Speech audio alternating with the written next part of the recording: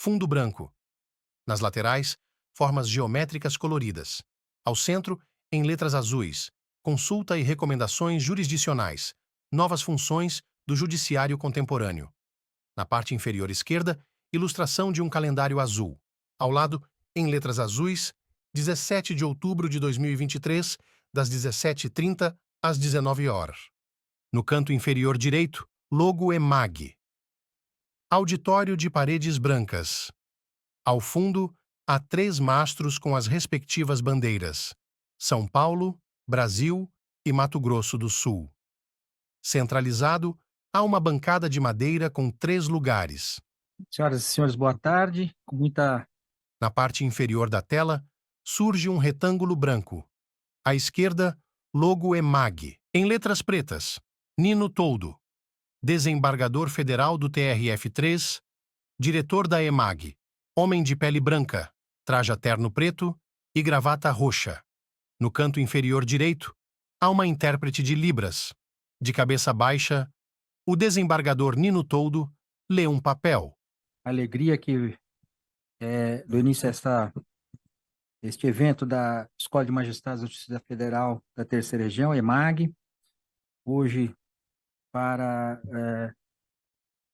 ouvirmos a palestra do professor Antônio Cabral, um tema atual, importante. Em frente à bancada, surge um homem de pele e cabelos brancos que traja óculos de grau e terno preto.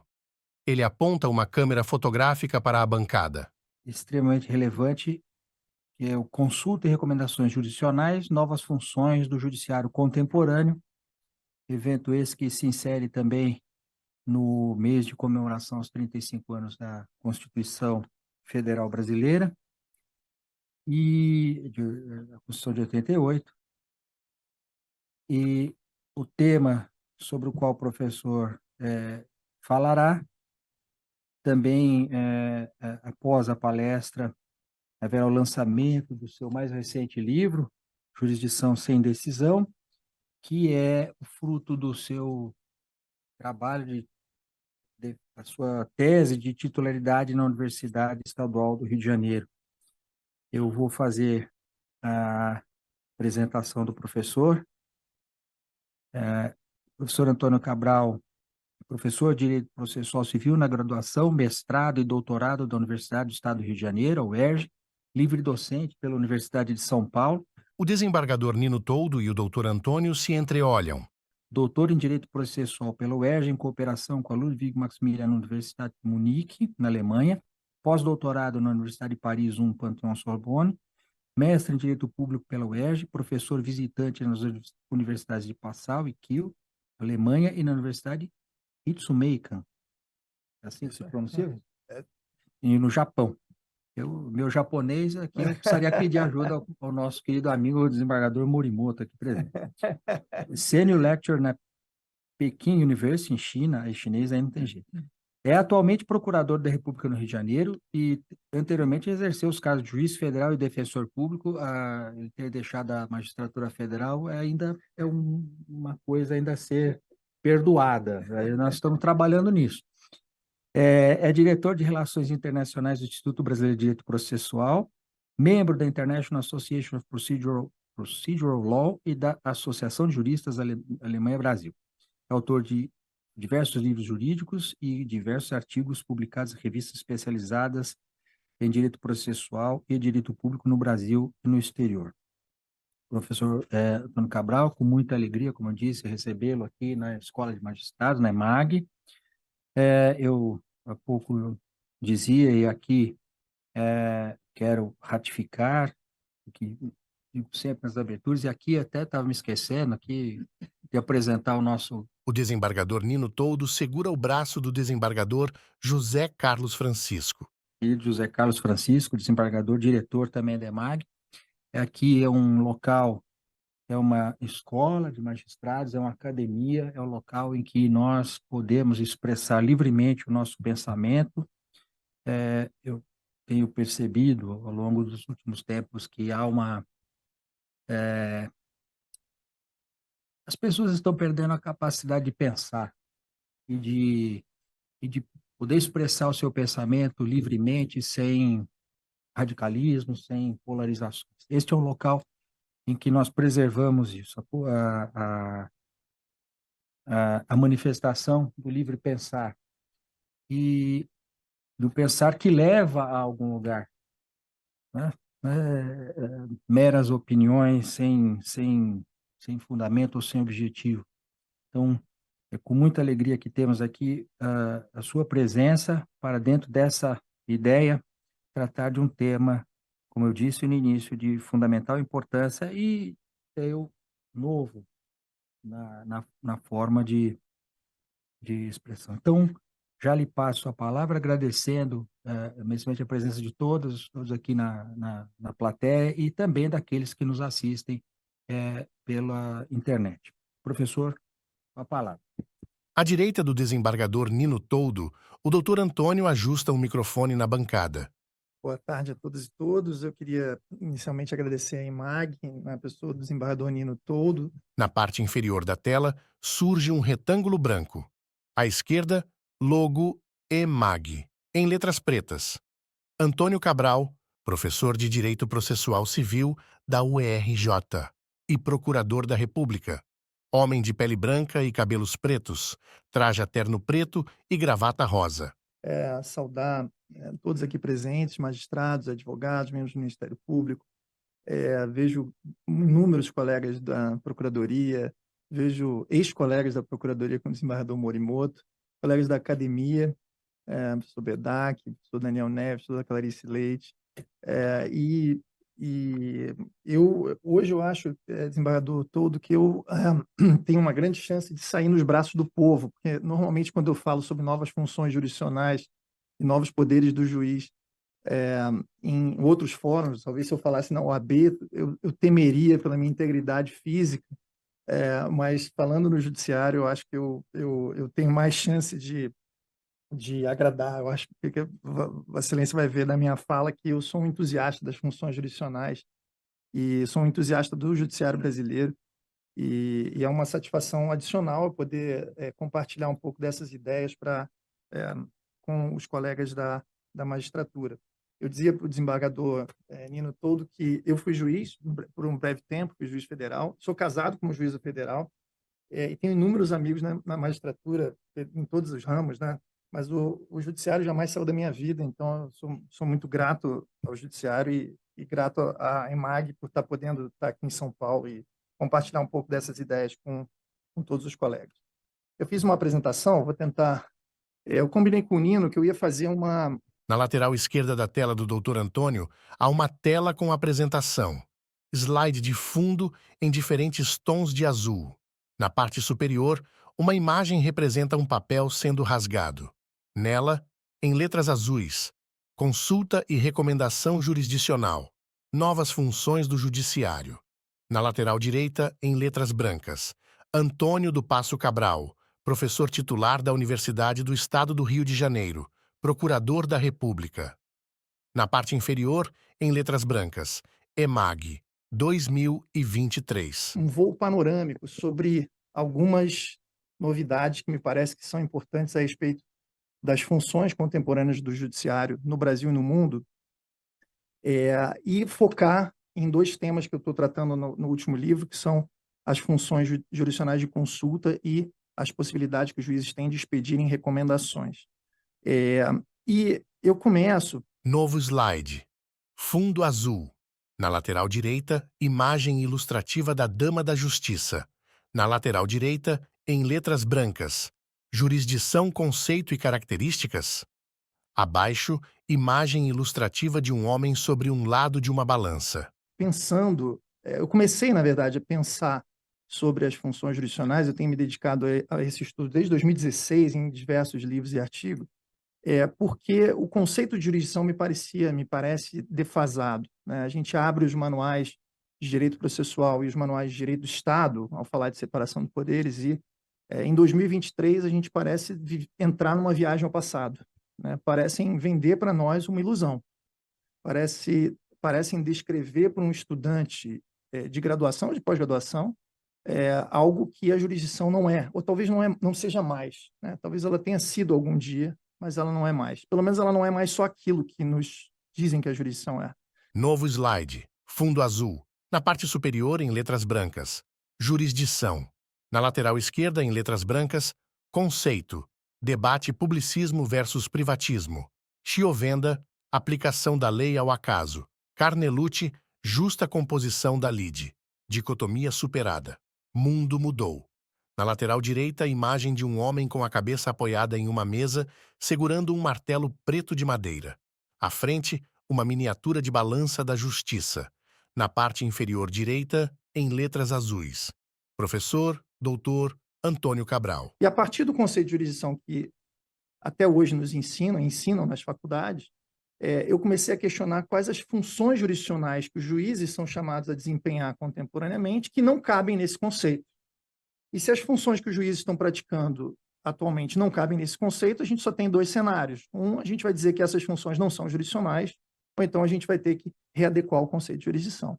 Eu acho que a gente tem que readequar o conceito de jurisdição. Eu antecipo que eu acho que a gente tem que readequar o conceito de jurisdição. Tradicionalmente, por conta do apego que a gente ainda tem hoje à doutrina italiana, a gente costuma dizer que jurisdição que o Carnelucci e Chiovenda diziam para a gente no final do século XIX, começo do século XX, que o juiz aplica a lei ao caso para resolver conflitos subjetivos, ou que o juiz decide para compor a lide de forma justa. Né? Mas o mundo mudou. E muitas coisas que os juízes fazem hoje não cabem nem num conceito nem em outro. Às vezes, alguns autores por aqui e ali vão fazer um bem bolado, né, desses dois conceitos. Vão dizer que o juiz aplica a lei ao caso para chegar à justa composição da lide ou qualquer outra combinação nesse meio. Novo slide. Fundo azul. Na parte superior, em letras brancas. Jurisdição. Ao centro, em letras brancas. Características tradicionais. Imperatividade, estatalidade, monopólio estatal da força, inércia, substitutividade. Terceiridade, terzietá ou imparcialidade. Natureza declaratória. Monismo versus dualismo. Dizer o direito igual a jurisdictio. Na parte inferior direita, em letras azuis. Professor Dr. Antônio Cabral. E quais são as características tradicionais que se apontavam e se apontam ainda para a jurisdição? Né? A jurisdição teria uma característica de imperatividade, impositividade, o judiciário decide, portanto, comanda comportamentos pelas suas decisões. A jurisdição teria uma característica de estatalidade, ainda hoje se abrem muitos manuais e vê se falar do monopólio estatal do uso da força. A jurisdição seria inerte, então os juízes não podem agir, não podem ter uma postura ativa. A jurisdição seria substitutiva, seria caracterizada pela terceidade ou tercietá, que eu costumo dizer que é a imparcialidade em sentido funcional, ou impartialidade com T, né? A condição de não parte. E a natureza declaratória, que é um debate muito interessante em teoria do direito. Como eu combinei aqui com o desembargador todo de fazer um voo panorâmico, eu não vou poder me deter em todas essas questões, mas essa ideia de natureza declaratória tem a ver com a prevalência do dualismo, né, no ordenamento jurídico, a ideia de que os direitos pré-existem ao processo e pré-existem à sentença. Os direitos subjetivos estão nas normas e o juiz apenas os reconhece na sentença. Então, a sentença não teria função criativa, ela apenas declararia direitos que pré-existem. Por oposição à ideia clássica do direito romano de que a jurisdição revelaria um direito que só existiria a partir da sentença. Então, a sentença teria caráter criativo e a expressão jurisdictio teria, né, o seu sentido literal de dizer o direito. Novo slide. Fundo azul. Na parte superior, uma imagem representa um papel sendo rasgado. Nela, em letras azuis. Estatalidade, ao centro, em letras brancas. Não há jurisdição fora do Estado, jurisdição em espaços privados. Arbitragem, natureza jurisdicional ou equivalente. Artigo 18 da Lei 9.307 de 96. Dispute Boards, Comitês de Solução de Disputas. Artigo 151 da Lei de Licitação. Jurisdição de comunidades tradicionais. Jurisdição indígena, quilombolas. Experiências na Bolívia, Colômbia, Estados Unidos, África do Sul. Na parte inferior direita, em letras azuis, professor Dr. Antônio Cabral. Pois eu acho que todas essas características sofreram alguma alteração nos últimos anos e geram algum estranhamento para qualquer um que olha o judiciário contemporâneo. Primeiro, estatalidade. Salve, Cristina. Estatalidade. Será que não há jurisdição fora do Estado? Eu recebo com um certo estranhamento as afirmações de que a jurisdição é reflexo do monopólio estatal de resolução de conflitos. Onde existe monopólio estatal? Existe jurisdição em espaços privados, né? A arbitragem talvez tenha sido a primeira ficha que caiu para se perceber que jurisdição está em espaços privados. A própria lei de arbitragem trata o árbitro como juiz, e o laudo como sentença. Nem se fala mais em laudo, né? Hoje se fala em sentença arbitral com efeitos equivalentes à da sentença judicial. Hoje a gente tem os comitês de solução de disputas, as dispute boards, que também podem ser privados, normalmente o são, e hoje, antigamente era uma construção doutrinária, hoje tem previsão na nova lei de licitações, no artigo 151.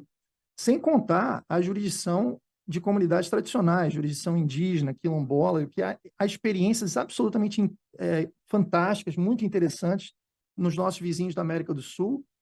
Na América do Norte, nos Estados Unidos, a gente tem as tribal courts, né? E a gente aqui no Brasil, onde a gente tem mais de 200 línguas indígenas sendo faladas dentro do nosso território, a gente se recusa em perceber as jurisdições indígenas. Então, perceber essa jurisdição fora da estatalidade é perceber não apenas que existem subsistemas jurisdicionais que concorrem com a justiça estatal.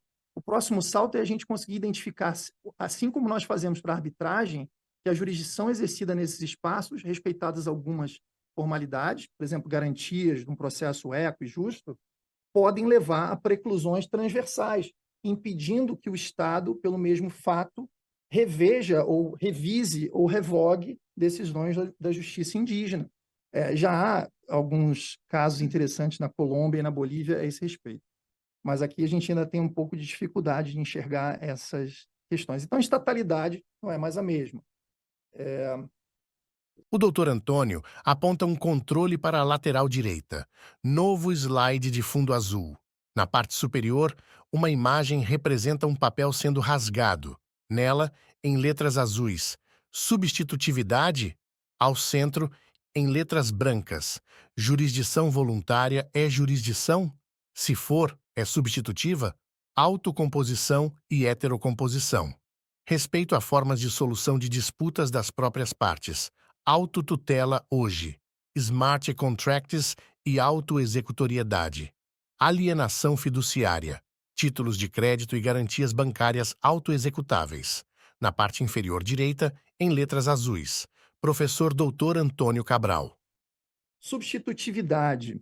Será que o juiz sempre substitui a vontade das partes pela sua própria? Será que o juiz é aquele terceiro que, ao decidir, impõe uma terceira vontade àquela das pessoas que não chegaram a um acordo? Hoje a gente sabe que as formas de solução de disputas, elas não são apenas heterocompositivas, não são apenas dadas por um terceiro. Hoje o Estado agasalha, fomenta e encoraja soluções autocompositivas. E o juiz tem um papel importante nisso hoje, que a gente vai ver como isso está regulado no Código.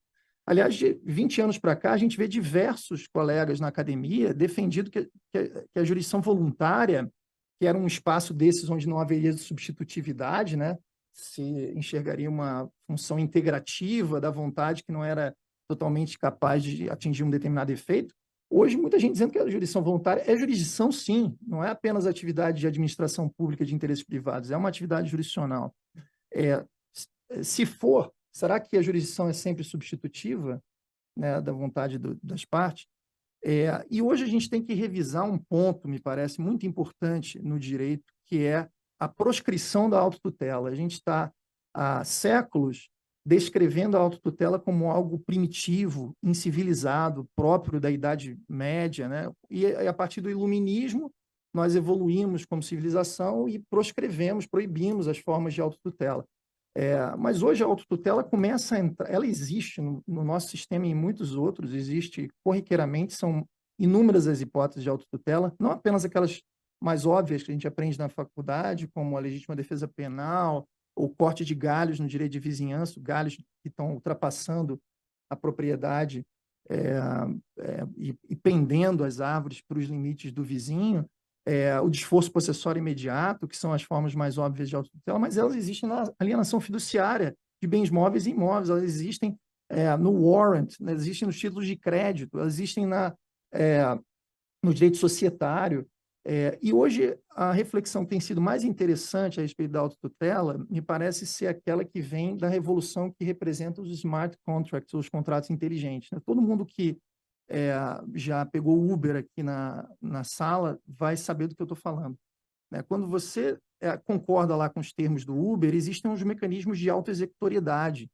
Se você cancela, por exemplo, a viagem dentro de um limite de tempo que você pediu, automaticamente alguém vai lá e saca do seu cartão de crédito um sinal que você comprometeu a pagar por remunerar o motorista que já está em movimento indo ao seu encontro, né? Isso é interessante porque é uma forma de autoexecutoriedade. Você pode dizer se é uma autoexecutoriedade contratual ou se isso é autotutela. Isso aí é uma discussão que está rolando entre os civilistas e os processualistas. Mas o que eu quero dizer é que é uma forma que as próprias partes encontraram de operar praticamente o sinal sem a atuação de nenhuma autoridade estatal. E isso tem um efeito interessante, que é de inverter as posições, né, de quem teria que ter a iniciativa de alegar e provar em juízo para cobrar a prestação. Se eu entro num táxi, o serviço está sendo mal prestado e eu cancelo, eu abro a porta, me deixa aqui e eu abro a porta, quem teria que ser o autor no judiciário? O taxista, o prestador de serviço. Ele teria que me cobrar, né? Agora, se já me cobraram uma tarifa quando eu cancelo o serviço, quem teria que ser o autor? O tomador de serviço. Então, quer dizer, essas formas de autoexecutoriedade contratual invertendo os ônus de iniciativa, de alegação de provar, isso é uma relação que eu ainda não consegui visualizar bem, mas me parece algo que a gente tem que se preocupar hoje em dia. Novo slide. Fundo azul. Na lateral esquerda, há uma imagem de 2 pares de mãos sob 2 lados de uma balança. Na lateral direita, em letras brancas. Funções. Bom, e o que essa erosão dessas características que eu mencionei até agora nos permitem pensar sobre as funções jurisdicionais correlatas? Novo slide. Fundo azul. Na parte superior, uma imagem representa um papel sendo rasgado. Nela, em letras azuis, funções judiciais. Ao centro, em letras brancas, Estado deve reconhecer formas jurisdicionais privadas e integrá-los com o sistema judiciário. Juiz como pivô de operação das formas de solução de disputas. Fomento à autocomposição. Artigo 3º, parágrafos 2º e 3º do CPC. Homologar negócios jurídicos das partes, artigo 515 terceiro e parágrafo 2º do CPC, e dar cumprimento a transações e sentenças arbitrárias. Cooperação interinstitucional, artigo 69 do CPC, mais resolução 350 de 2020 do CNJ. Na parte inferior direita, em letras azuis, professor Dr. Antônio Cabral. Como eu falei, né, as características e o conceito erodindo-se fazerem a gente ter alguma reflexão sobre a atividade dos juízes hoje em dia. Então, me parece que essa erosão da ideia de estatalidade, de substitutividade, etc., faz com que a gente tenha que repensar algumas das funções dos juízes, né? Primeiro, o Estado deve reconhecer formas jurisdicionais privadas e não apenas reconhecê-las, mas integrá-las ao sistema judiciário, de pensar o sistema de justiça como, ou o sistema multiportas, né, como a gente tem falado hoje em dia, como um conjunto de alternativas que a gente coloca à disposição dos indivíduos para resolverem seus problemas. E essas alternativas, elas não são isoladas, elas têm que ser integradas. E a busca dessa integração tem que ser uma preocupação dos juízes também. O juiz, ele vai começar a ser uma espécie de um pivô da solução de disputa. Nem sempre ele vai ser aquele que vai resolver. As partes, às vezes, podem escolher a arbitragem, né? Mas se elas escolheram a arbitragem e depois a outra parte, insatisfeita com o resultado da arbitragem, vier ao judiciário, ele vai ter que operar esse sistema, atuando como uma espécie de zagueiro, às vezes, né, ou de pivô dessas formas de autocomposição. O Código de Processo Civil fomenta essa integração no artigo 3º, parágrafo 2º e 3º, ao falar de que o Estado deve incentivar a autocomposição em todos os seus quadrantes evidentemente, também pelos juízes. O Código ampliou as possibilidades de que o Judiciário tenha que reagir a um pedido de homologação de negócios jurídicos das partes. Hoje as partes podem levar a homologação dos juízes, negócios jurídicos cujo objeto seja completamente diferente do objeto do processo que está sendo litigado no judiciário, e o judiciário tem que, evidentemente, honrar as transações, os compromissos, os acordos que forem feitos nessas outras esferas, nesses outros subsistemas jurisdicionais. esse fomento à autocomposição chegou ao ponto da gente hoje admitir ajustes consensuais entre juízes, que passam a atuar em conjunto, cooperando, né? A cooperação judiciária hoje ela é uma cooperação que se dá entre juízes e entre eles e entidades e pessoas externas ao judiciário, né? A gente tem aqui presente o juiz Mário Guerreiro, que foi conselheiro do CNJ. Eu faço aqui uma homenagem ao conselheiro Guerreiro, porque quando o Mário estava no CNJ, foi ele o grande timoneiro dessa resolução 350 de 2020 do Conselho Nacional de Justiça, que pode promover uma das grandes revoluções no judiciário brasileiro e já está levando a resultados, evidentemente, muito frutuosos. Mas aqui a ideia de que juízes cooperem e conjuguem esforços é algo que também não cabe muito bem na lógica do conceito tradicional de jurisdição, porque o juiz sempre foi visto como uma personagem solitária, né? Nós, do Ministério Público, sempre fomos acostumados a atuar em conjunto, em forças-tarefa, grupos de trabalho, etc. O magistrado, não. E hoje os magistrados começam a se congregar numa verdadeira comitologia judiciária, atuando em comitês, comissões, formados, às vezes, na primeira instância, para resolver problemas comuns, às vezes dividem atribuições, repartem competências. Então, o sistema se tornou tão flexível ao ponto desses ajustes consensuais poderem ser também ajustes judiciários. Novo slide. Fundo azul. Na parte superior, uma imagem representa um papel sendo rasgado. Nela, em letras azuis, funções judiciais. Ao centro, em letras brancas, função de triagem e verificação da adequação, meios adequados. ODR, Online Dispute Resolution. Sistema multimodal. Juiz como um navegador. Engenheiro ou designer de solução de disputa. Controle das formas de autotutela. Na parte inferior direita, em letras azuis, professor Dr. Antônio Cabral. Esses meios de solução de disputas, eles têm que ser pensados numa lógica de eficiência, né? Para cada disputa devem ser buscados os meios mais adequados. E a isso se junta, nessa equação toda, os meios de solução de disputas online. Os meios de solução de disputas online eles são algo que incrementa esse quadro, esse mosaico, por uma razão muito simples, porque eles podem ajudar todos esses tipos de solução de disputas ao mesmo tempo. Então, as partes podem buscar uma mediação online, porque é um caso de agressão, por exemplo, em que a presença física das pessoas pode levar a uma revitimização, pode gerar até risco à integridade física de um dos envolvidos. Então, foram para a mediação online. Aquilo não funcionou, elas podem ir para uma mediação pessoalizada, ou para uma arbitragem, ou para o próprio judiciário. Em um certo momento, o judiciário pode se valer desses meios de solução de disputas online também. Então, o sistema de solução de disputas ele passa a ser um sistema de vários modais. E o juiz atua como um navegador, um designer desse formato. Isso só pode ser pensado caso a caso, não tem uma solução, não tem uma bala de prata que resolva todos os problemas, né? Então, isso só pode ser pensado caso a caso. E o judiciário hoje tem um papel muito importante de controle dessas formas contemporâneas de autotutela ou autoexecutoriedade. Eu acho que esse é um debate que está faltando, porque enquanto os bancos, as seguradoras, etc., estão muito preocupados com o PL das garantias para aumentar cada vez mais essas garantias autoexecutáveis, isso vai ser muito bom, porque com o aplicativo você vai apertar aquele quadrinho, faz aquele check num quadrinho, e aceitou os termos e condições, amanhã está alguém batendo na porta da sua casa para tomar um bem que você deu em garantia. Ou alguém vai lá na sua conta bancária e puxa um dinheiro porque você concordou com aquela garantia autotutelar operada pelo próprio credor. Com as moedas digitais e criptomoedas, eu lembro aqui que o real digital não é apenas criptomoeda, é Bitcoin. Os governos estão pensando em criptomoedas e hoje isso começa a se tornar uma política de Estado. E ao pensar em criptomoedas, hoje essas moedas digitais, o próprio real digital, pode ser utilizado como garantia para essas garantias autoexecutáveis, né?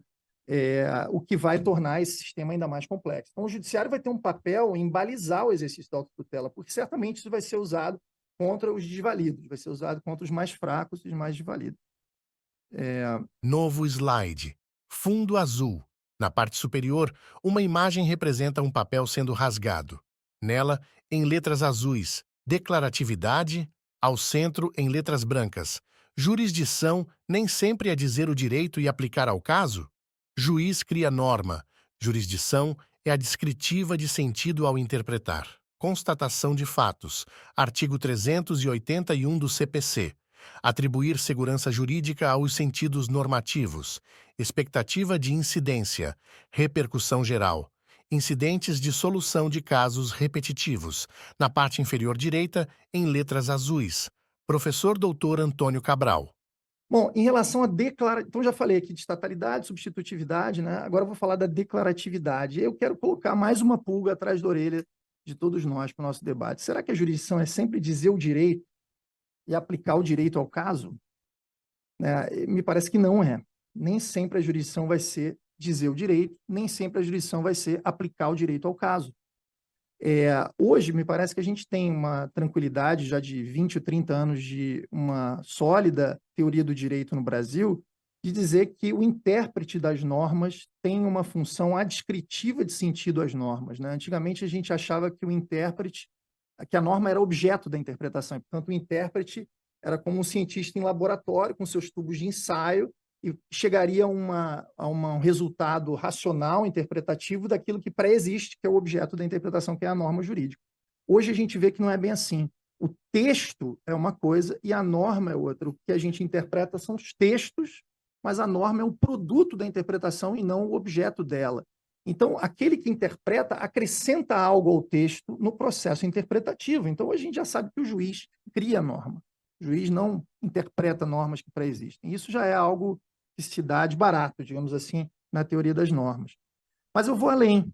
Será que a jurisdição hoje é só dizer o direito? A gente tem um procedimento extremamente curioso e útil no Código de Processo Civil de 2015, que é o procedimento dos artigos 381 e 382, que é a possibilidade de produção de prova antes de ajuizamento de uma ação cognitiva, sem perigo em mora.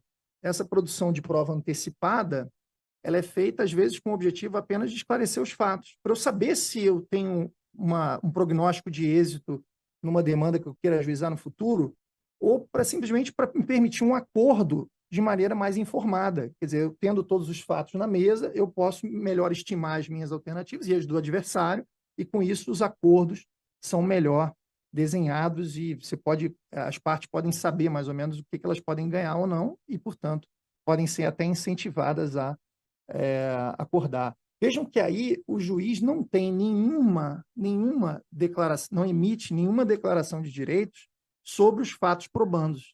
Apenas o que ele vai verificar é se existe o direito à prova que justifica a utilização desse procedimento.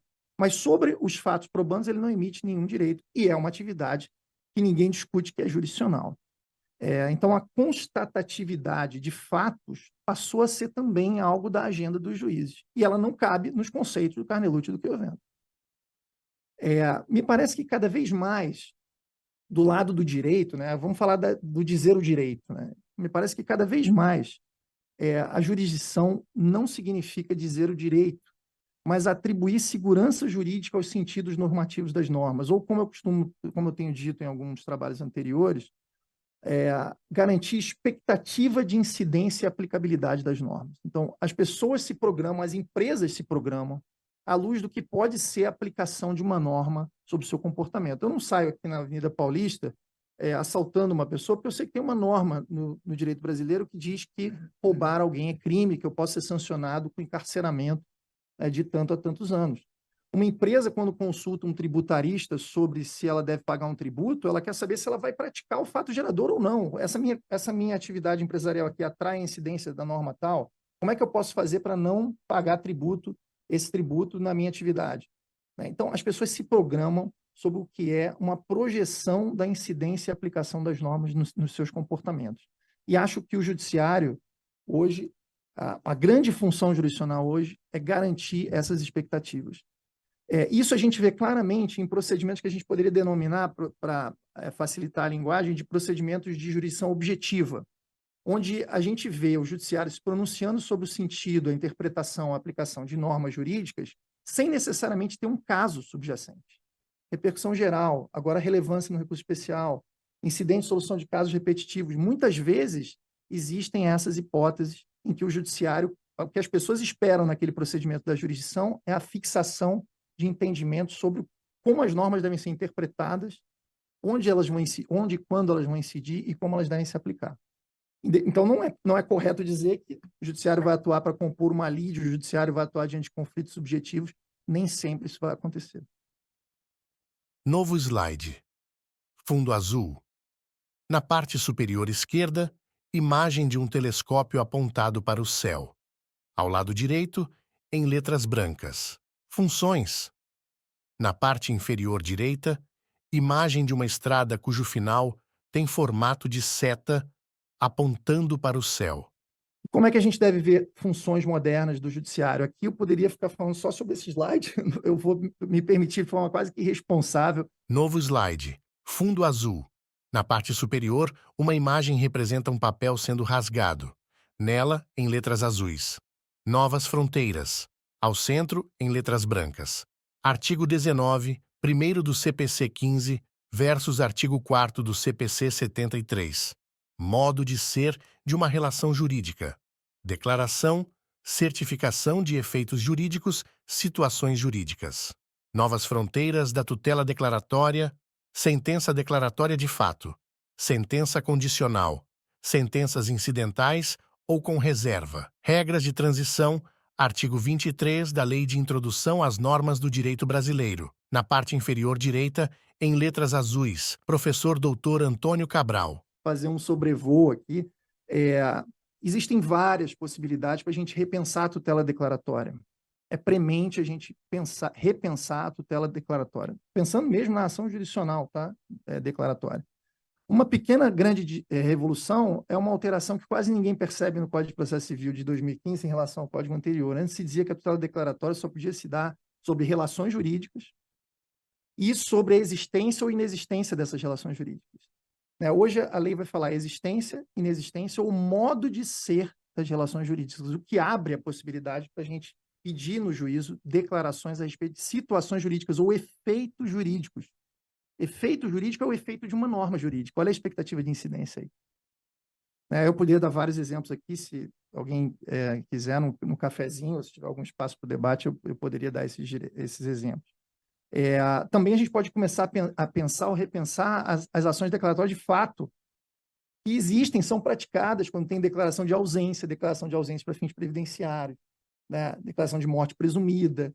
Existem vários fatos que são declarados judicialmente. A gente abre os manuais e eles estão dizendo para a gente que não cabe ação declaratória de fato. Então, a gente tem que repensar isso. Outras hipóteses em que a gente pode pensar em avanço nessa tutela declaratória são sentenças condicionais, com declarações a termo, sentenças incidentais com reserva, que existem em vários ordenamentos europeus que nos inspiraram, mas que aqui a gente ainda tem dificuldade em enxergá-la, e uma função que é bem interessante, que é a função do juiz estabelecer regras de transição, que hoje está prevista no artigo 23 da LINDB, muito usada já nos tribunais superiores e pouco usada ainda na jurisdição ordinária, principalmente na primeira instância. Novo slide, fundo azul. Na parte superior, uma imagem representa um papel sendo rasgado. Nela, em letras azuis, novas fronteiras. Ao centro, em letras brancas, tutelas prospectivas, decisões em cascata, processo estrutural, tutelas abertas, open remedies, sentenças exortativas, mandado de injunção, transferências de competência, delegações de competência, tradição, vedação por significar negativa de prestar jurisdição. Na parte inferior direita, em letras azuis, professor doutor Antônio Cabral. Além disso, a gente pode pensar em tutelas prospectivas, que a gente já vê hoje nos processos estruturais, controle judicial de políticas públicas, né? Decisões núcleo que fixam diretrizes e depois vão sendo complementadas por decisões posteriores, né? Que é um fenômeno que já foi descrito pelo professor Sérgio Arenhart como decisões em cascata. Então, você fixa diretrizes, depois vai detalhando um ponto ou outro, e isso é importante nesse tipo de processo, porque permite tentativa e erro, né? Então, o judiciário vai testando, não funcionou, você revoga e tenta um outro mecanismo. Então, isso é interessante. Aqui, em alguns lugares, se chamam de open remedies, né? São remédios abertos ou tutelas abertas. Ao invés de você tentar resolver o problema com uma tacada só, você vai tentando resolver comendo pelas beiradas, né? Atuando pelas franjas do problema, e, às vezes, uma maior flexibilidade desses formatos seria interessante. Outra técnica que eu acho que é premente da gente se debruçar melhor sobre ela é a técnica das sentenças exortativas, como aquelas do mandado de injunção. né, que são importantes toda vez que tiver fricção no campo da separação de poderes, né? Então, ao invés do judiciário querer se sobrepor ao executivo, sobrepor ao legislativo em tarefas que são tipicamente desses outros poderes, o judiciário pode exortar, constatar um quadro de desconformidade ao direito, exortar o poder a quem cabe a atividade típica de exercer suas competências para corrigir aquele problema e fixar um prazo para isso. Depois, não atuando, aí o judiciário pode, num segundo momento, impor uma norma que vai ter uma validade subordinada à inexistência, ou se et in quantum não houver um implemento da medida pelo poder equivalente. Mais ou menos o que no direito administrativo, nas premissas dadas pelo Otto Meyer, na Alemanha, a gente entende por primado da lei. Não é reserva de lei, é o primado da lei, né? Então, a norma da sentença vale até que venha a norma legislativa, a norma da sentença vale até que venha a providência do executivo.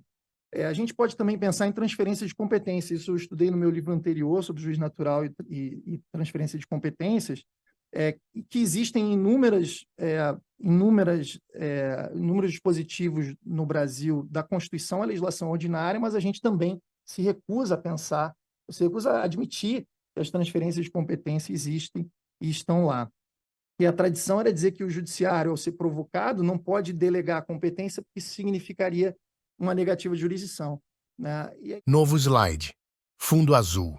Na parte superior esquerda, uma imagem de uma mão entregando um bastão para outra mão em uma pista de corrida.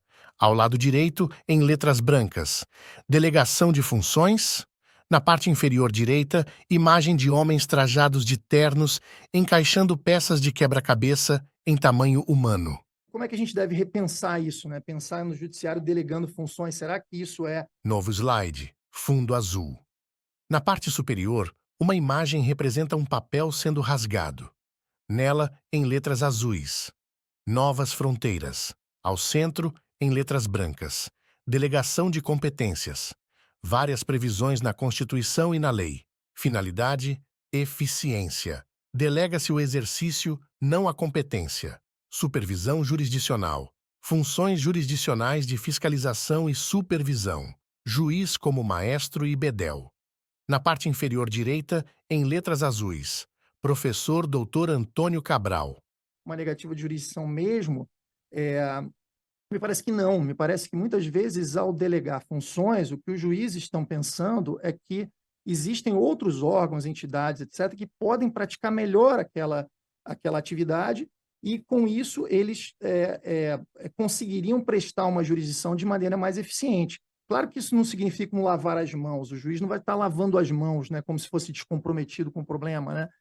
A ideia é que o juiz, ao delegar a competência, ele vai ter uma nova função jurisdicional. Que função é essa? É uma função de fiscalização, de supervisão da atuação do delegatário. Perceber a supervisão jurisdicional e a fiscalização da atividade dos delegatários como uma função jurisdicional fecha a ideia de que delegar competências não significa uma vedação, uma ofensa ao acesso à justiça. E aqui a gente vê que o juiz já não é mais também um decisor, ele é um maestro, ou um bedel, às vezes, né, um inspetor da atividade de outrem, né, mas ele vai ter outra função que não é a função tradicional que a gente imagina para a jurisdição. Novo slide. Fundo azul. Na parte superior, uma imagem representa um papel sendo rasgado. Nela, em letras azuis, imperatividade. Ao centro, em letras brancas, juiz só atua com imposição de comportamento? Articulações e arranjos institucionais cooperativos, horizontais e em rede, artigos 67 e 69 do CPC. Prevenção de conflitos, não apenas resolução. Gestão do procedimento, case management. Flexibilização das formalidades, modificação de prazos. Organização do processo, artigo 357 do CPC. Na parte inferior direita, em letras azuis, professor Dr. Antônio Cabral. E aí eu chego na questão, eu acho, principal, Nino, que tem a ver com o último livro. Ao pesquisar esses arranjos de competência, eu me dei conta de que nem sempre os juízes atuam só com imposição de comportamento. Isso, na teoria do direito, isso vem de uma tese na Alemanha, que é a teoria normativa do direito, que imagina que o direito atua sempre com comandos de comportamento, né? E os juízes atuariam sempre de maneira imperativa, comandando o comportamento com a sentença. Isso é uma visão pobre dos atos dos juízes, né? Hoje a gente vê uma série de funções jurisdicionais que são completamente alheias a isso, né?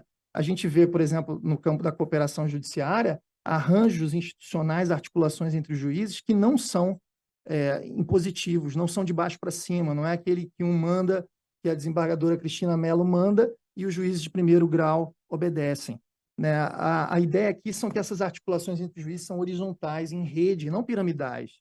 Ora, como é que pode, né, um juiz imaginar que ele vai estabelecer uma interlocução com o ministro supremo ou com o desembargador federal do mesmo tribunal dele e que essa interlocução não vai ser impositiva, vai ser em rede? Pois é algo que nos faz pensar também sobre essa imperatividade.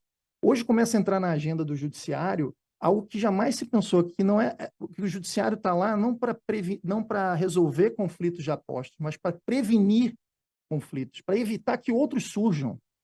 Você começa a ver cada vez mais essa ideia na agenda do judiciário contemporâneo. Não é só um fenômeno brasileiro, tá? Isso é um fenômeno mundial. E isso é curioso, porque prevenção de conflitos também não está no conceito tradicional de jurisdição. Então, como é que o juiz vai prevenir o conflito? Né? A gente vai ter que repensar as funções dos juízes para que eles possam prevenir o conflito. A gente vê hoje funções de gestão, o juiz como administrador. Não é só como administrador da vara, numa tarefa de administração judiciária, de natureza administrativa, administrador das formalidades do processo. Quer dizer, no exercício da jurisdição, o juiz também é um gestor. A gente vê essa influência do case management judicial já há alguns anos, né? Porque a gente tem no Brasil, a gente teve uma influência que é meio portuguesa e meio norte-americana nesse cenário, né? O juiz pode flexibilizar formalidades, modificar os prazos. Hoje, a gente não fala mais em saneamento de irregularidades, a gente fala em organização do processo pelo juiz. Então, essa tarefa de gestão entrou na agenda. Novo slide. Fundo azul. Na parte superior, uma imagem representa um papel sendo rasgado. Nela, em letras azuis, funções jurisdicionais. Ao centro, em letras brancas, funções jurisdicionais não decisórias, manifestações opinativas, recomendações jurisdicionais, similares às do MP. Concretas, voltadas ao caso, não são genéricas. Constatativas de um estado de desconformidade com o direito mais sugestão de providências para corrigir, função probatória e de constituir em mora o destinatário. Utilidade. Quando o juízo não tem competência decisória, quando o comportamento ilícito é recorrente e transcende o objeto do processo, quando não foi formulado pedido específico. Na parte inferior direita, em letras azuis, professor Dr. Antônio Cabral. E aí eu comecei a investigar se a gente poderia identificar outras funções jurisdicionais não decisórias nesse mesmo caminho. E eu comecei a perceber que existem diversos atos do juiz que não são decisórios. E a gente escondeu essa riqueza numa tipologia muito pobre dos atos jurisdicionais que divide esses atos em despacho, decisão interlocutória e sentença. Normalmente com uma finalidade muito singela, que é saber qual o recurso cabível, né? Despacho seria irrecorrível, decisão interlocutória e sentença, um debate sobre se cabe agravo, sentença, e hoje cabe agravo e apelação, e hoje cabe agravo e apelação de uns e de outros. O troço se tornou mais fluido do que a gente imaginaria. Mas sempre a gente fez essa tipologia pensando no recurso, e não pensando nas funções que os juízes têm que desempenhar. Então, quando existem... Bom, aí eu começo o livro fazendo um pledoyer para uma teoria a respeito das manifestações jurisdicionais opinativas. A gente tem que começar a estudar essas manifestações, os efeitos que elas geram, as funções que elas cumprem, né, para começar a entender isso. E muitas vezes o juiz fala, são atos de fala, são pronunciamentos, mas eles não são decisórios.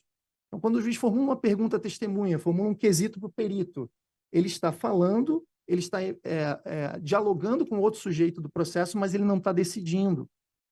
Quando o juiz alerta, ele admoesta uma testemunha de que ela tem que prestar do seu depoimento com atenção à verdade dos fatos. Quando ele usa mecanismos de indução e coerção, ele está pressionando para certos comportamentos. Então, vejam que existe uma variedade de atos que são praticados pelos juízes que não são despacho, decisão interlocutória e sentença. E aí eu comecei, dentro dessa ideia de manifestações opinativas, a estudar manifestações valorativas, em que o juiz opina, emitindo um juízo de valor sobre o direito, sem que ele esteja decidindo e, portanto, sem comandar comportamento. São manifestações opinativas que não são imperativas. Sobretudo, eu vou focar aqui minha atenção em duas questões. Primeiro, a possibilidade dos juízes pedirem recomendações. Isso já existe, já é feito, do Supremo Tribunal Federal aos tribunais da jurisdição ordinária. Né? Existem desembargadores que recomendam a todo tempo. Agora, essas recomendações não são aquelas do CNJ, genéricas, né? Que têm um caráter normativo geral. São recomendações casuísticas, similares àquelas que nós expedimos lá no Ministério Público, dizendo, olha, nós constatamos um estado de conformidade e sugerimos algumas providências para resolver. Se o sujeito vai cumprir ou não vai cumprir, é um problema dele. O não cumprimento de uma recomendação não gera um ilícito, mas isso não quer dizer que o comportamento do destinatário da recomendação não seja afetado. Isso não quer dizer que a recomendação não tenha nenhum efeito. Dizer que ela não tem imperatividade não significa dizer que ela não influencia e que ela não tem efeitos. Nas recomendações do Ministério Público, os colegas que estão aqui presentes sabem melhor do que eu, me corrijam se eu estiver falando uma besteira, a gente identifica vários efeitos, né? Eu vou falar apenas de dois deles, o de constituir em mora o destinatário, porque depois os juros ou qualquer prestação decorrente da desconformidade vai correr a partir daquele momento em que o sujeito não vai poder mais se dizer desavisado a respeito do ilícito que foi constatado. Elas têm função constatativa e elas têm função probatória. Né? Então, vejam como elas são importantes. E pedidas pelos juízes, pelos colegas da magistratura, isso vai ter mais força ainda. Certamente alguém vai olhar aquilo e falar, opa, é melhor eu me espertar, olhar para esse tipo de comportamento, tentar corrigir de alguma maneira, porque daqui a pouco vai vir um pedido e eu vou ganhar uma decisão contra mim. Vejam que eu dou aqui algumas utilidades práticas disso. Né? Muitas vezes o pedido não foi formulado. O pedido não foi formulado. Às vezes o juiz vê, cara, olha, se o sujeito tivesse me pedido isso, eu estou vendo o erro, tem prova, mas eu não posso conceder uma medida porque a jurisdição é inerte. Bom, eu não posso decidir sem pedido, mas eu não poderia recomendar, por exemplo, a fim de que o comportamento seja corrigido, eu verifiquei algo no processo, recomenda, se vai haver cumprimento já é outra questão. Ou então, quando... Opa, estou ouvindo uma... eu acho que já é um sinal para encerrar o que certamente eu farei em breve, mas às vezes o juiz não tem competência decisória. Eu já vi recomendação em conflito de competência. Né? Tem um conflito de competência, se decide o conflito a favor da competência de um dos juízos e se recomenda ao outro que adapte alguma conduta, uma rotina, etc. Né? Então, veja que curioso. Ou então, quando o comportamento constatado ilícito é recorrente. Então, é um repeat player, um litigante habitual. O processo tem a ver com uma pretensão individual, mas o judiciário percebe que aquele é um comportamento rotineiro e recorrente. Então, a recomendação previne outras demandas. Então, vejam como isso é curioso. Pode ser um instrumento para atuar aquela função jurisdicional preventiva de conflitos.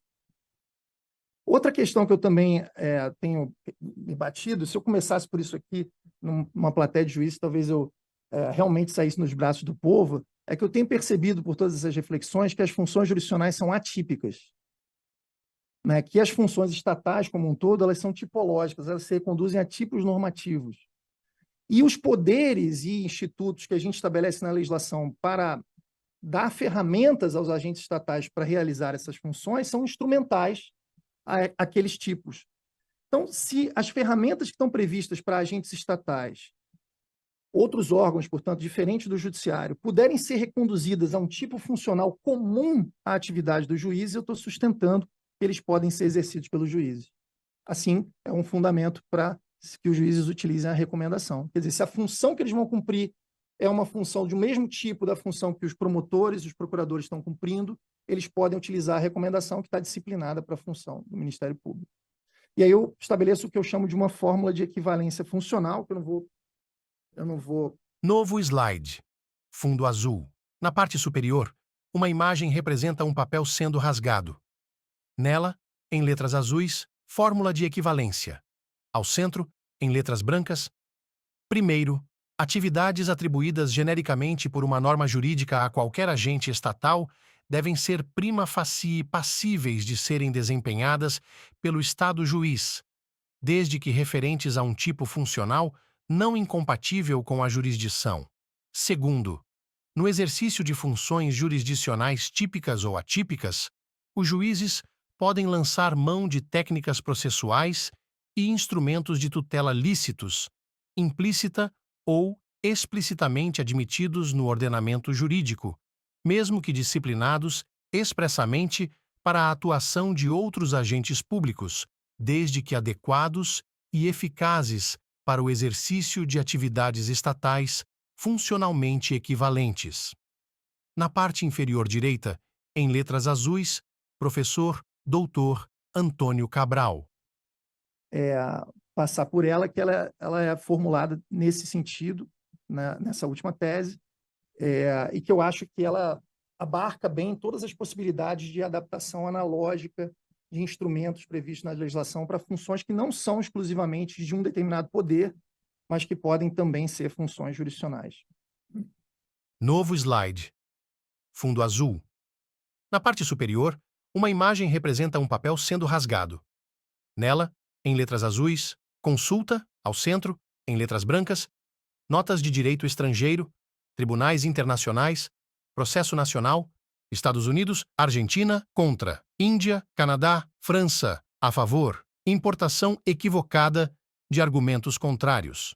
Necessidade de reavaliação da discussão. Na parte inferior direita, em letras azuis, professor Dr. Antônio Cabral. E aí eu chego à consulta, né? A consulta jurisdicional, ela existe nos tribunais internacionais, ela existe no processo civil interno nacional em vários países do civil law, do common law, né? Alguns mais próximos a nós, como a Argentina, alguns mais próximos a nós, como a França, outros mais distantes de nós, como a Índia. Mas nós tivemos aqui no Brasil uma importação equivocada de argumentos que foram contrários à jurisdição consultiva em outros países, porque a gente importou a discussão norte-americana, mas a Constituição americana foi interpretada como proibitiva da consulta, pelo menos em nível federal, nos estados, no judiciário estadual, nos Estados Unidos a consulta é permitida até hoje, mas em nível federal a consulta foi proibida porque a Constituição americana diz que o judiciário atuará diante de casos e controvérsias. Cases and controversies, né? Então, na interpretação dessa expressão casos e controvérsias, se chegou à ideia de que não pode haver uma jurisdição consultiva porque ela não poderia ser preventiva de um conflito que ainda vai aparecer. Ela teria que ser repressiva de um conflito concreto que já existe. Mas o Brasil não tem uma expressão constitucional de que o judiciário só atuará em casos de controvérsia. Então, esse é o típico caso de mau uso do direito comparado, em que a gente está importando uma discussão que não faz sentido no Brasil. Ao contrário, no Brasil existe consulta. Novo slide. Fundo azul. Na parte superior, em letras brancas, consulta no Brasil. Ao centro, em letras brancas, administração pública, consulta fiscal, TCU, CAD, CVM, CNMP, consulta no Judiciário, Justiça Eleitoral, Conselho Nacional de Justiça, procedimento de dúvida, cartórios, problema, natureza administrativa. Na parte inferior direita, em letras azuis, professor Dr. Antônio Cabral. Há muito tempo ela existe na administração pública, todo mundo entende a consulta fiscal. Ela existe no TCU, no CAD, na CVM, no CNMP, nas agências reguladoras em geral, e existe no Judiciário. Existe tanto no CNJ quanto na Justiça Eleitoral. Muitos dos embargadores aqui presentes já foram da Justiça Eleitoral e já responderam a consultas eleitorais. O que acontece é que, até um certo ponto no Brasil, elas foram pensadas como tendo natureza administrativa e não jurisdicional. Agora, qual é o problema? O que mudou nesse cenário que me fez me animar a... Novo slide. Fundo azul. Na parte superior, uma imagem representa um papel sendo rasgado. Nela, em letras azuis, consulta jurisdicional. Ao centro, em letras brancas, fundamento normativo. Artigo 30 da Lei de Introdução às Normas do Direito Brasileiro. Artigo 30. As autoridades públicas devem atuar para aumentar a segurança jurídica na aplicação das normas, inclusive por meio de regulamentos, súmulas administrativas e respostas a consultas. Autoridades públicas, termo amplo, direito do jurisdicionado e dever de resposta opinativa. Na parte inferior direita, em letras azuis, professor Dr. Antônio Cabral. A estudar a consulta. Em 2018, a LINDB, a Lei de Introdução às Normas do Direito Brasileiro, foi severamente alterada, com a introdução de 10 artigos muito novos, né, no sistema, e o último artigo da LINDB é esse aí, o artigo 30. O doutor Antônio toma um copo de água. Em vários pontos, a LINDB fala de autoridades administrativas, ou às vezes fala de autoridade administrativa e controladora, às vezes fala de autoridade administrativa e judicial, né? Quando ela quer limitar a autoridade administrativa, ela só usa a autoridade administrativa. Nesse artigo, ela falou em autoridades públicas, usou uma expressão que não está ali. E eu tenho sustentado que essa expressão ampla foi deliberadamente colocada ali para não limitar a função de resposta à consulta para as autoridades administrativas. E aí me parece que isso casa com todas aquelas premissas que eu estava falando de manifestações judiciárias opinativas, não decisórias, que tem a ver com construção de consenso, diálogo, influenciar comportamento sem comandar. E hoje a gente vê inúmeras teses conversando sobre incentivos processuais, nudges processuais, um empurrãozinho, né, que são formas de você incentivar comportamentos sem necessariamente decidir a respeito deles. Vejam que a forma com que está vertida essa norma do artigo 30, ela diz que existe um direito do indivíduo, portanto, do jurisdicionado, e um dever do Estado de emitir uma resposta opinativa. Novo slide. Fundo azul. Na parte superior, uma imagem representa um papel sendo rasgado. Nela, em letras azuis, consulta jurisdicional. Ao centro, em letras brancas, consulta de um ou uma, magistrado ou magistrada a outro ou outra, facultativa, consensual. Designação de magistrado consultor por cooperação judiciária, artigo 67 a 69 do CPC, mais artigo 6º, 22 da Resolução número 350 de 2020. Além de outros definidos consensualmente, os atos de cooperação poderão consistir: 21. Na formulação de consulta dirigida a outro magistrado ou órgão do Poder Judiciário, incluindo comitês, comissões e grupos de trabalho instituídos em seu âmbito. Ou, ainda, no caso de cooperação interinstitucional, a pessoa, órgão, instituição ou entidade externa ao Judiciário, solicitando manifestação ou opinião em resposta. Facultada a participação do consultor no processo, a critério do juízo consulente. Na parte inferior direita, em letras azuis, professor Dr. Antônio Cabral. Agora, outro lado dessa consulta está acontecendo por cooperação judiciária. Os juízes começaram a designar outros juízes como consultores. Olha que barato. A flexibilidade da cooperação judiciária é tanta que permite a atuação dos juízes funcionando como consultores. Um juiz funciona como consultor de outro juiz. Agora, a base normativa para isso já não é o artigo 30 da LINDB. É o artigo 69 do CPC, mais a recomendação 350 de 2020. Por quê? Porque aí não há um dever do Estado de responder. O dever existe quando a provocação vem do indivíduo. Agora, quando a provocação vem de outro órgão do Estado, o consultor tem que aceitar a provocação do consulente. Por isso que vem por cooperação judiciária.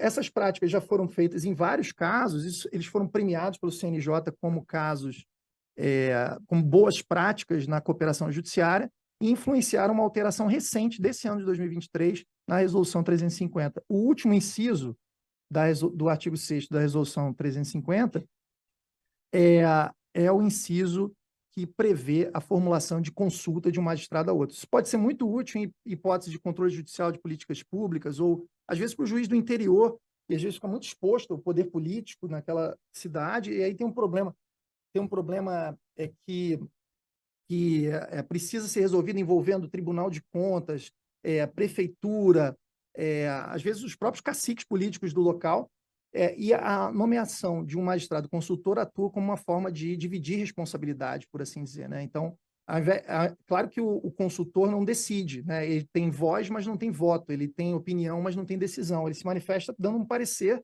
como do Ministério Público, como fiscal da ordem jurídica, imediatamente antes das decisões, e facultativamente o juiz consulente pode autorizar que ele participe de outros atos, né? Pode participar das audiências, formular perguntas. Então, é uma forma muito contemporânea, atualíssima de exercício da jurisdição, que não é decisória. Então, vejam como é o barato. Novo slide. fundo azul.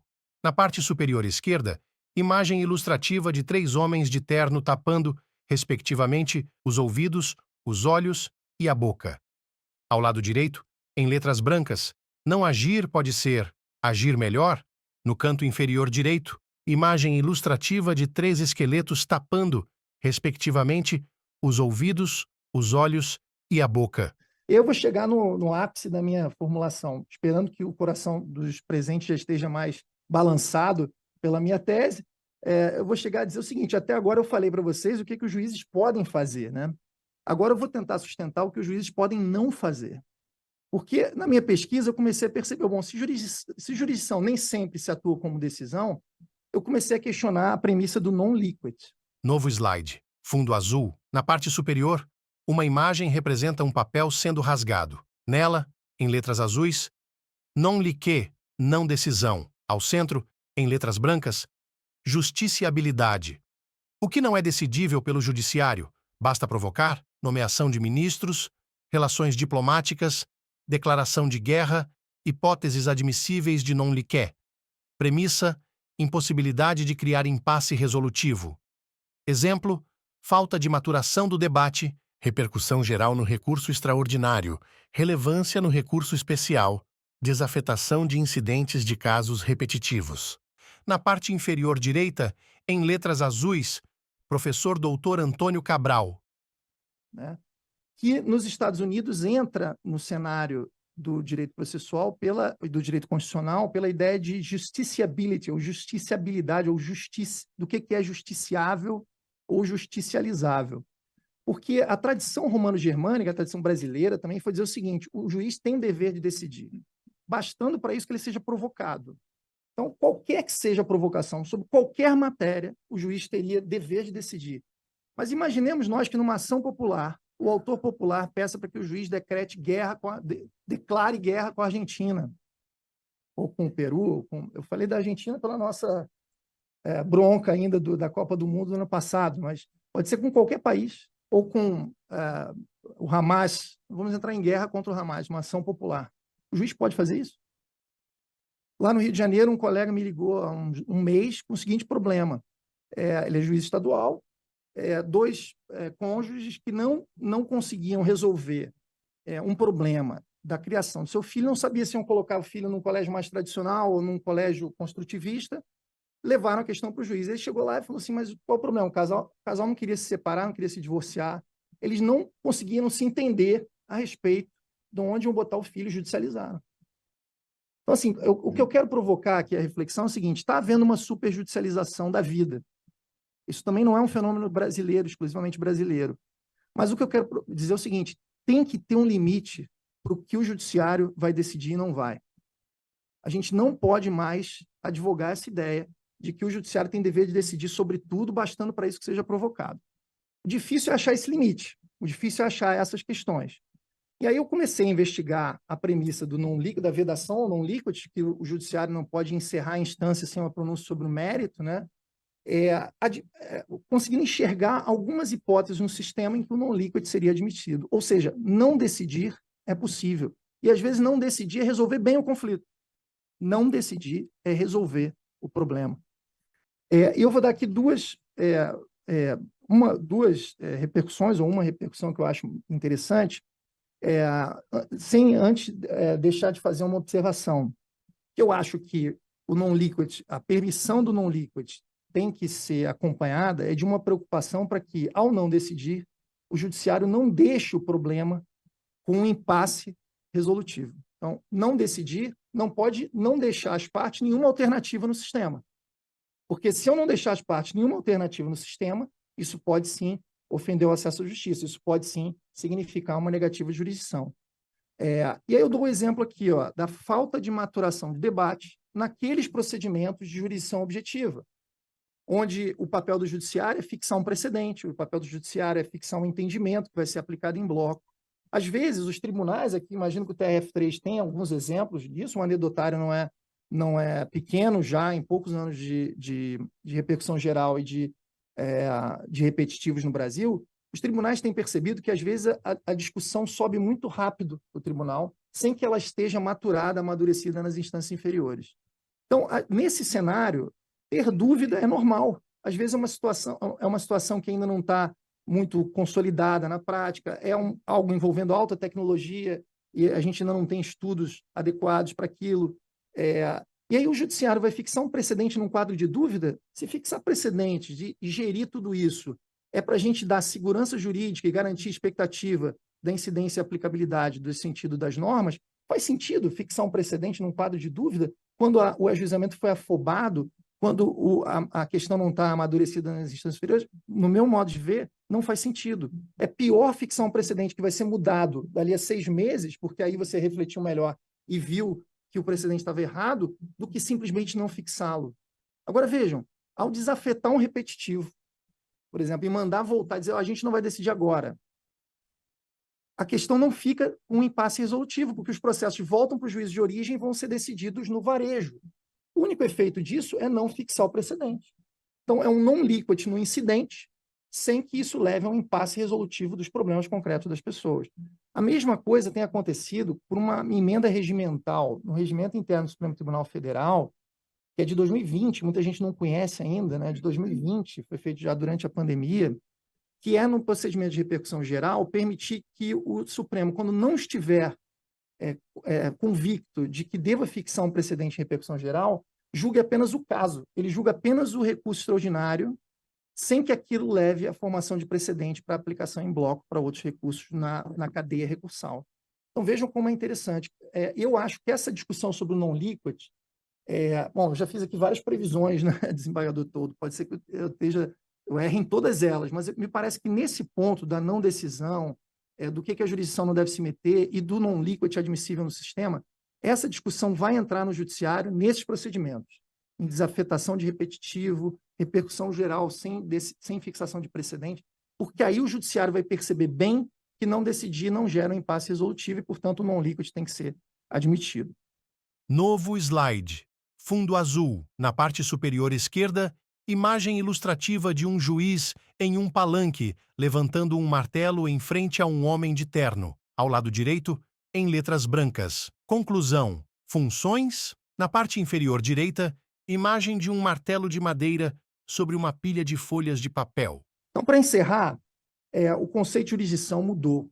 Ele não pode mais ser o conceito de jurisdição do século XIX, que venderam e vendem para a gente uma ilusão durante décadas, quando a jurisdição não é mais aquilo que os italianos, na virada do século XIX para o século XX, diziam. Então, a gente precisa avançar. O conceito não é mais esse. Eu tenho um conceito, mas não cabe aqui a mim bater o martelo. Pouco importa o conceito que a gente vai usar. O que a gente tem que fazer é formular um novo conceito, onde todas essas funções caibam. E não me parece que a gente possa dizer que todas elas sejam não jurisdicionais, sejam administrativas ou de qualquer outra natureza. Novo slide. Fundo azul. Na parte superior, em letras brancas, Justiça do século XXI. Ao centro, imagem da deusa dama da justiça, segurando uma espada e uma balança. Então, olhar para a justiça do século XXI é olhar para uma justiça que é muito diferente daquela justiça que a gente foi acostumado a olhar. Eu já falei aqui... Novo slide. Fundo azul. Na parte superior, em letras brancas, Justiça do século XXI. Na lateral esquerda, imagem ilustrativa da estátua da Dama da Justiça, com um dos olhos para fora da faixa em seu rosto. Na lateral direita, imagem ilustrativa de um homem segurando um jornal com o texto Escândalo no Judiciário. Ele olha para a Dama da Justiça ao seu lado e diz: "É bom a senhora abrir o olho, viu?" Hoje, na justiça que é atenta aos problemas, que estimula, que sugere alternativas, que fomenta a autocomposição, então talvez não seja aquela justiça inerte, vendada, que fica à mercê do que as partes estão fazendo, uma justiça de olho bem fechado. Novo slide. Fundo azul. Na parte superior, em letras brancas, Justiça do século XXI. Na lateral esquerda, imagem ilustrativa de um homem de pele branca. Traja um casaco cinza e um chapéu, de onde saem braços de metal com mãos. Na lateral direita, imagem ilustrativa de uma mulher de pele branca e cabelos pretos olhando para o chão com uma lupa na mão.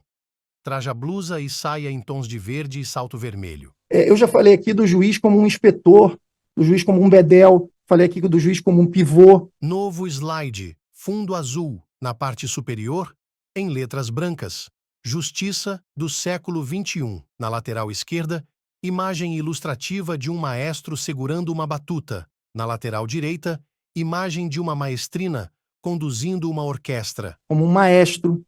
Falei aqui sobre o juiz como um navegador, como um piloto, né, que vai navegar os modais do sistema de disputa. Então, olha quantas... Novo slide. Fundo azul. Na parte superior, em letras brancas, Justiça do século XXI. Na lateral esquerda, imagem de uma comandante, mulher de pele negra e cabelos pretos, à frente de um convés de navio no oceano. Na lateral direita, imagem ilustrativa de um capitão de navio segurando um leme. Traja uniforme e chapéu brancos, botas marrom, na boca tem um cachimbo. figuras que a gente poderia assemelhar à autoridade judicial. Eu, como sou casado com uma magistrada... Novo slide. Fundo azul. Na parte superior, em letras brancas, multitasking. Na lateral esquerda, imagem do desenho Bob Esponja, onde o protagonista tem diversos braços pelo corpo, fazendo diferentes tarefas domésticas. Na lateral direita, imagem de uma mulher de pele branca e cabelos castanhos equilibrando com as mãos 2 pratos vermelhos em varas de madeira. Ao redor, há pratos verdes sendo equilibrados. Toda vez que eu penso em ampliar poderes do juiz, é aquela dicotomia, né? De um lado, ela acha muito positivo que tenha novas funções, possa fazer mais coisas e tal. De outro lado, ela pensa assim, caramba, pronto, agora eu estou cheia de processo, lá vem esse pessoal me consultar sobre um problema que ainda não existe. Então, tem sempre um certo estranhamento da gente enxergar isso como aquele juiz que está assoberbado, já está atolado de trabalho, etc., ganhando mais funções e, portanto, fica mais assoberbado.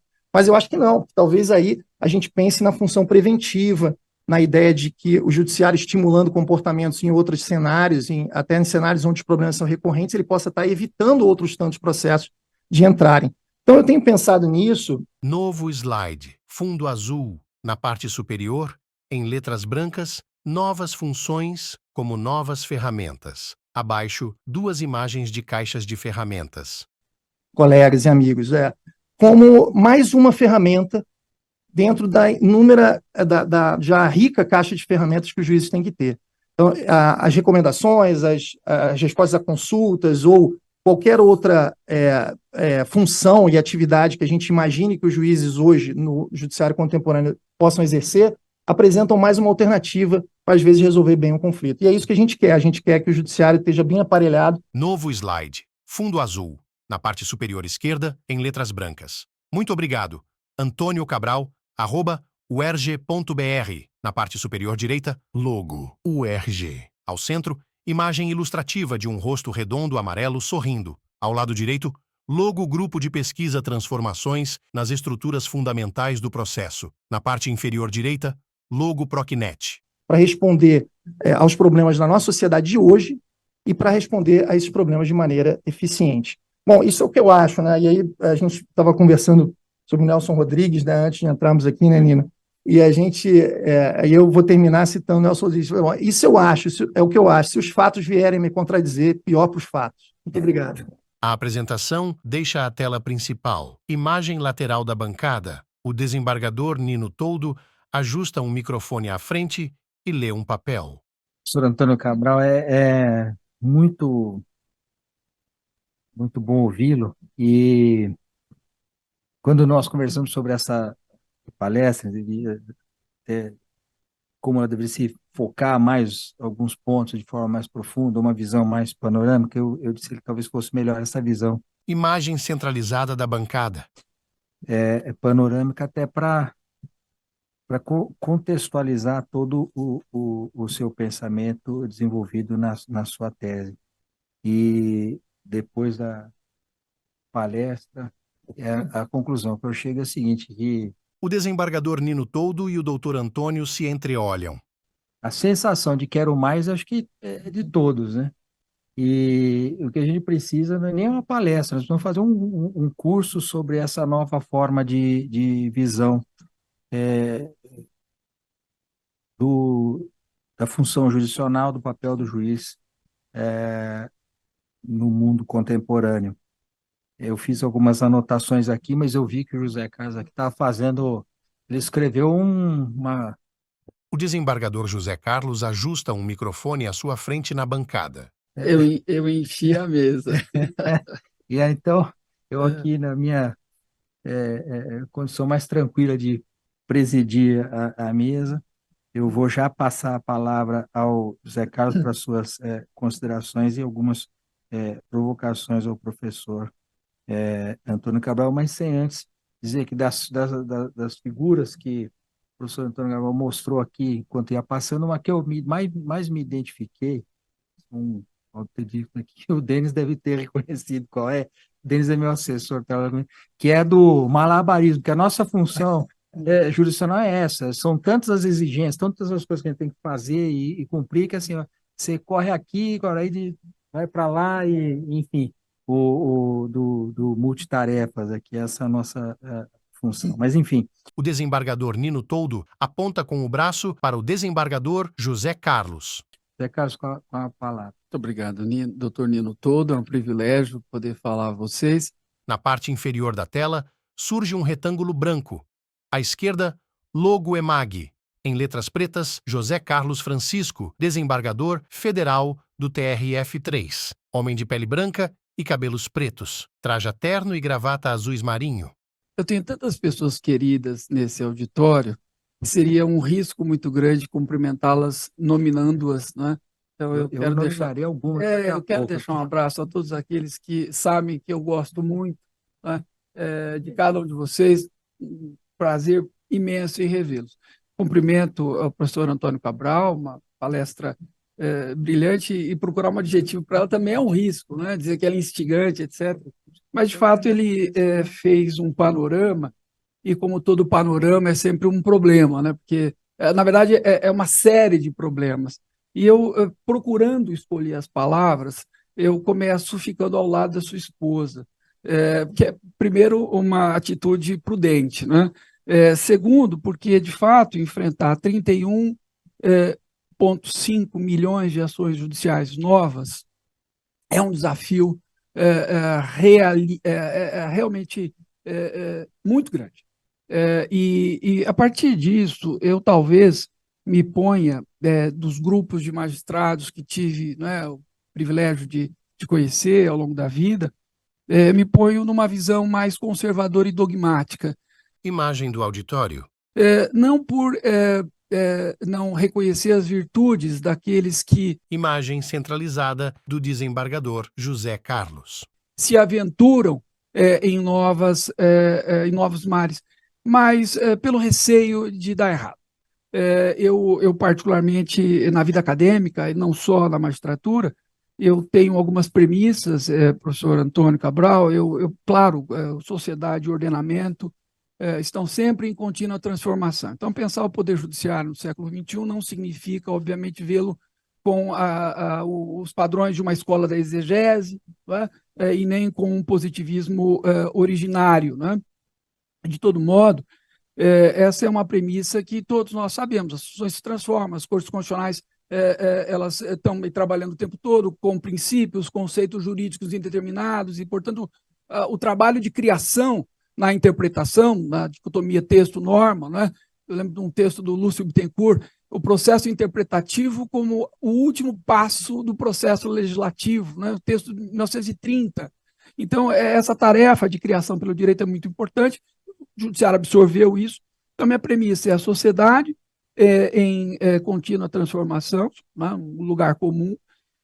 As qualidades dialógicas, né? O Poder Judiciário ele precisa e se abriu cada vez mais a diálogo intra e interinstitucional, isso é um outro fato importante ser consignado. Algumas existências são mais de personalidade, não posturas institucionais. E um terceiro ponto, né? O voluntarismo é sempre um problema, a meu ver. O voluntarismo é sempre a tia generosa que se põe a falar sobre assuntos que não conhece e que, em condições normais, atrapalham. Essa é a grande verdade.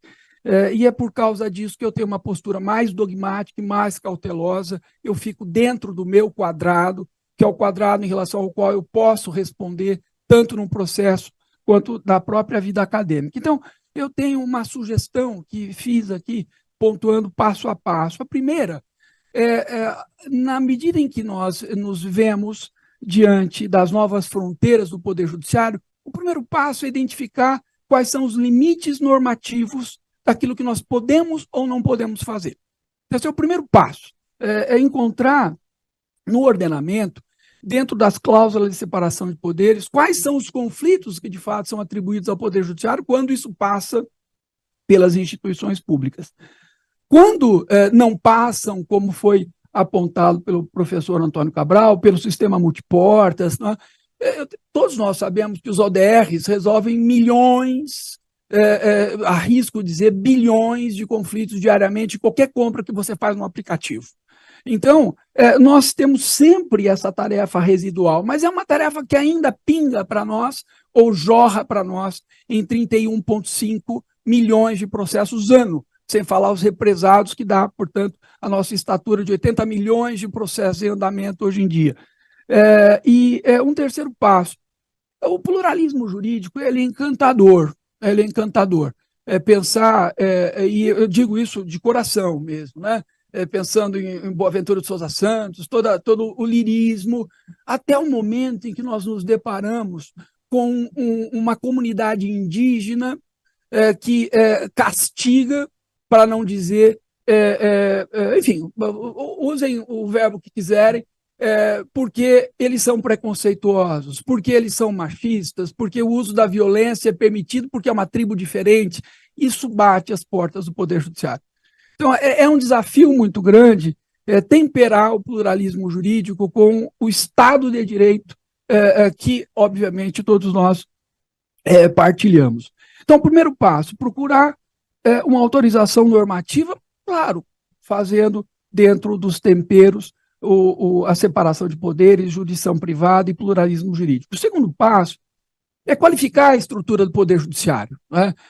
O professor Antônio Cabral é muito feliz em apontar que ainda nos ensinam, né, dentro de uma estrutura convencional, um papel do Poder Judiciário muito acanhado, um Poder Judiciário que apenas como, né, Carnelute, que eu venda e todos mais, que não me arrisco a falar perto do professor Bedak, do Daniel, não vou me meter a isso não, mas toda a literatura que nos ensina uma visão mais convencional. Nós precisamos qualificar o juiz para fazer isso. Nós, enfim, né, o Nino e eu, nós temos mais de quase 3 décadas de trabalho dentro da estrutura do Poder Judiciário. Existem ideias encantadoras. Eu, particularmente, sou um entusiasta, sim, do sistema de precedentes, mas dizer que isso é fácil, dizer que isso está sendo trabalhado de uma maneira lógico-racional, isso está sendo um castigo, né? A forma como nós estamos lidando com isso. Todas as retratações, isso é um problema especial do segundo grau.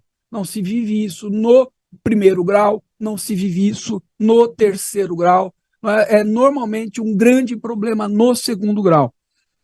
Uma visão também muito interessante, mas que corre um risco grave de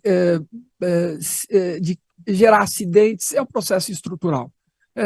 Nossa, que Deus me permita que os meus amigos que estudam com isso, e cito pelo menos um, né, o Edilson, né, o Vitorelli, etc., é encantador pensar em decisões em cascata, que o Poder Judiciário vai conseguir fazer, como fez, né, o Brown versus Board Education, mas é um desafio muito grande. Nós não estamos preparados para isso. Estamos estudando, mas já estamos fazendo. Né, já estamos fazendo. Meu medo é o que essas ideias sejam queimadas. Né? Então, primeiro passo, uma visão normativa que nós estamos autorizados. Segundo passo, qualificar a estrutura judiciária para essas novas funções, né? Especialmente nesses desafios dialógicos para os quais nem todos estão preparados. Não é intuitivo dialogar. Não é intuitivo dialogar. Dialogar é treinamento. Né? Conciliação, mediação é treinamento. Isso precisa ser entendido antes que os acidentes aconteçam. Um terceiro passo é escolher o espaço processual apropriado para fazer isso. Né? É evidente que dentro desses 31 milhões de novas ações, eu não posso fazer isso numa execução fiscal, eu não posso fazer isso numa ação penal, ou pelo menos eu tenho um espaço muito mais restrito para fazer isso. E um quarto passo, para eu não me alongar, um monitoramento e calibragem constante. Isso pode dar certo, pode não dar certo, nós temos, eu gosto muito de números, né? E sobretudo de interpretá-los. Nós temos 18 mil juízes no Brasil, em torno de 230 mil servidores vinculados à atividade fim. O conjunto geral, entre estagiários, atividade meio, nós somamos 420 mil pessoas, né? Juízes, servidores, etc. É uma tarefa muito difícil criar padrões de segurança jurídica dentro dessa diversidade, com os conceitos jurídicos indeterminados, os princípios que são cláusulas de baixa densidade normativa. É sempre um desafio muito grande trabalhar dentro desse ambiente. Então, nós precisamos, dentro dessas novas ideias, sejam elas recomendações, consultas, de uma calibragem constante, para que, de novo, nós não nos confundamos com as tias generosas no almoço de domingo, isso criando problema nesses 80 milhões de processos em andamento. Eu não acho que era isso que você esperava, né? De todo modo. O desembargador José Carlos olha para o desembargador Nino Toldo e o doutor Antônio. Talvez tivesse sido melhor a palestra na OAB, né? Mas, de todo modo, é um privilégio poder falar a você. Muito obrigado.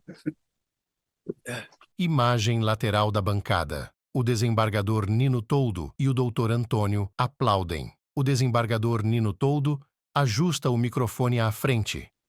Obrigado, Zé Carlos. Isso, ao contrário, isso é o que a gente espera, o debate, a exposição de ideias, dentro daquilo que disse no início, né? A livre manifestação do pensar, do pensamento. Isso eu acho o que acontece aqui é exatamente aquilo que eu desejo para uma escola de magistrado. Tem esse debate. Eu ia acrescentar aqui uma perguntinha, mas eu nem vou, porque eu já passo a palavra para o professor Antônio Cabral para as suas considerações. Se alguém depois quiser alguma... O desembargador Nino Toldo e o doutor Antônio se entreolham. Tem tempo para uma pergunta? Se alguém quiser fazer alguma pergunta, teremos tempo para uma ou duas.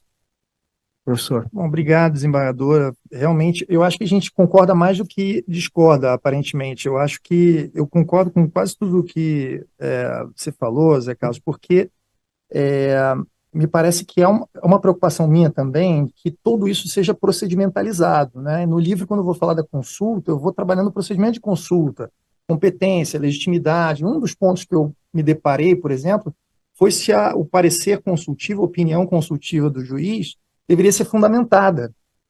Porque se você pensar em algo que se destina a influenciar comportamento que não seja fundamentado, como é que a pessoa vai entender as razões que levaram o juiz a recomendar ou opinar em tal sentido? Ela não entendendo as razões que levaram à emissão daquela opinião, ela não vai se convencer de nada, não vai, evidentemente, atender à sugestão comportamental do juiz. E aí eu comecei a pensar, mas normativamente a gente só tem a obrigação de fundamentação para decisões, tanto na Constituição como na legislação ordinária. E aí eu fui buscar o fundamento no Estado de Direito e na ideia de influenciar comportamento da fundamentação. E alguns colegas que estudam as consultas dos tribunais internacionais já estudaram esse problema. E eles dizem que mimetizar a forma, o carão, digamos assim, de uma decisão na opinião não decisória é importante, porque as pessoas vão perceber a recomendação ou a opinião não decisória como uma decisão intuitiva.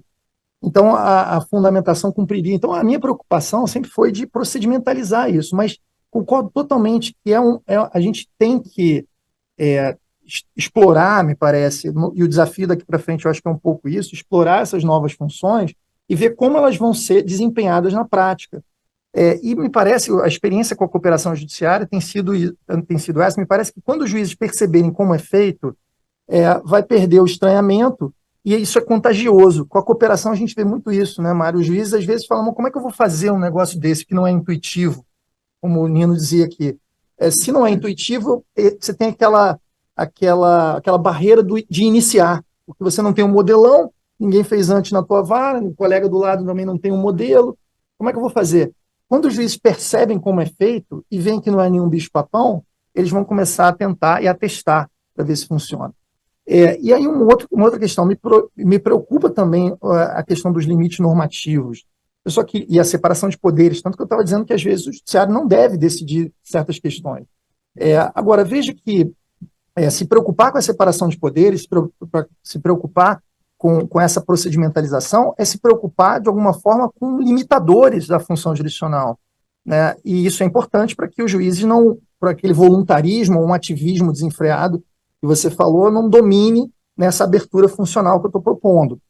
Agora, se você for olhar para o processo estrutural, ele é mais limitativo do juiz do que o antigo controle jurisdicional de política pública, em que o juiz fazia do jeito que ele queria, dava uma canetada e impunha a sua opinião ao administrador, por exemplo, né? Então, hoje, a procedimentalização do processo estrutural, ela acabou levando a um freio de arrumação, exigindo do juiz mais diálogo, mais loops de renegociação, tentativa e erro. Então, me parece que hoje o processo estrutural ele é mais limitador do judiciário do que era o antigo controle judicial de políticas públicas.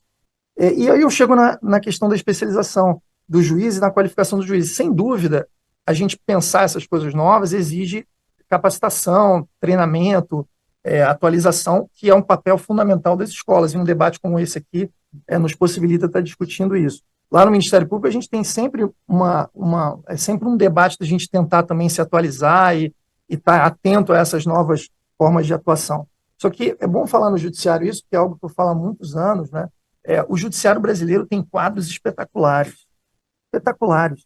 É impressionante, eu acho, a qualidade dos juízes brasileiros. E quando a gente transita em cenários internacionais, tem aqui o professor Ricardo Leonel também, que tem uma vivência acadêmica no estrangeiro, a gente vê muito que juízes de outros países não têm o nível dos juízes brasileiros. O judiciário do Brasil ele tem uma estrutura muito boa e um nível de sofisticação dos quadros, tanto de juízes quanto de servidores, muito bom. Isso foi o que nos fez, por exemplo, aqui, o Código de Processo Civil, para falar da minha área de especialização, o Código de Processo Civil de 2015 é muito sofisticado. Ele tem inúmeros instrumentos muito sofisticados. E esses instrumentos entraram na prática do judiciário brasileiro sem ruído. Sem ruído. Nós que estudamos isso, tínhamos uma preocupação com inúmeros institutos, IRDR, negócios processuais. O judiciário absorveu esses institutos e vem trabalhando bem. O sistema de precedente, repercussão de... Então, eu não me preocupo de novas funções entrarem pelo judiciário brasileiro por conta desse quadro de juízes que nós temos. Mas, sem dúvida, qualificação, capacitação, treinamento, e até formas até explorativas, né? Da gente tentar descobrir juntos e construir juntos a forma de operar essas novas funções. Eu acho que é por aí. Muito obrigado, professor Cabral. O desembargador Nino Toldo olha para o desembargador José Carlos, que balança as mãos em negação. Então, né? Eu indago se alguém gostaria de formular alguma pergunta. Sim? Denis. Imagem da plateia. Sentado em uma fileira de cadeiras, em meio a outras pessoas, está Denis, segurando um microfone. Homem de pele branca, traja terno preto e óculos de grau. Professor, boa tarde, parabéns pela palestra.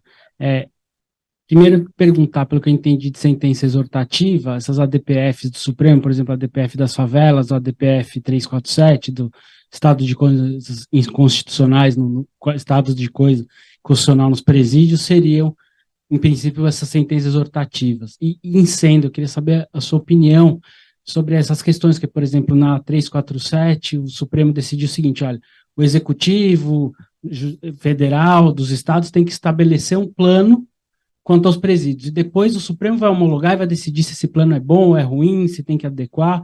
Então, eu queria ouvir um pouco, baseado nisso que o senhor disse antes. Obrigado. Ótimo, excelente pergunta. Na verdade, não é uma decisão exortativa só, né? Essas ADPFs, elas tiveram uma pleia de decisões variadas, né? Imagem centralizada da bancada.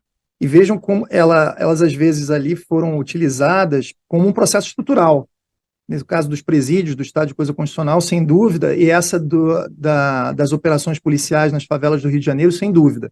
Vejam que ali o Supremo criou, como também foi de alguma maneira, a Raposa Serra do Sol, e outros casos nos últimos 5, 10 anos que o Supremo, até mesmo antes da pandemia, já tinha decidido. Então vejo que nesses casos o Supremo delega competência, às vezes cria órgãos de fiscalização. Lembro de um caso que o ministro Barroso criou uma sala de situação que era um delegatário do Supremo que iria determinar providências, fiscalizar o seu cumprimento e depois estabelecer relatórios periódicos para fiscalização. Então vejam que aí a delegação de competência e supervisão jurisdicional, uma função nova que o judiciário estava fazendo. E isso também tem sido feito em outros processos estruturais. Me parece que esses exemplos que você deu, eles parecem mais com processos estruturais do que com as decisões exortativas.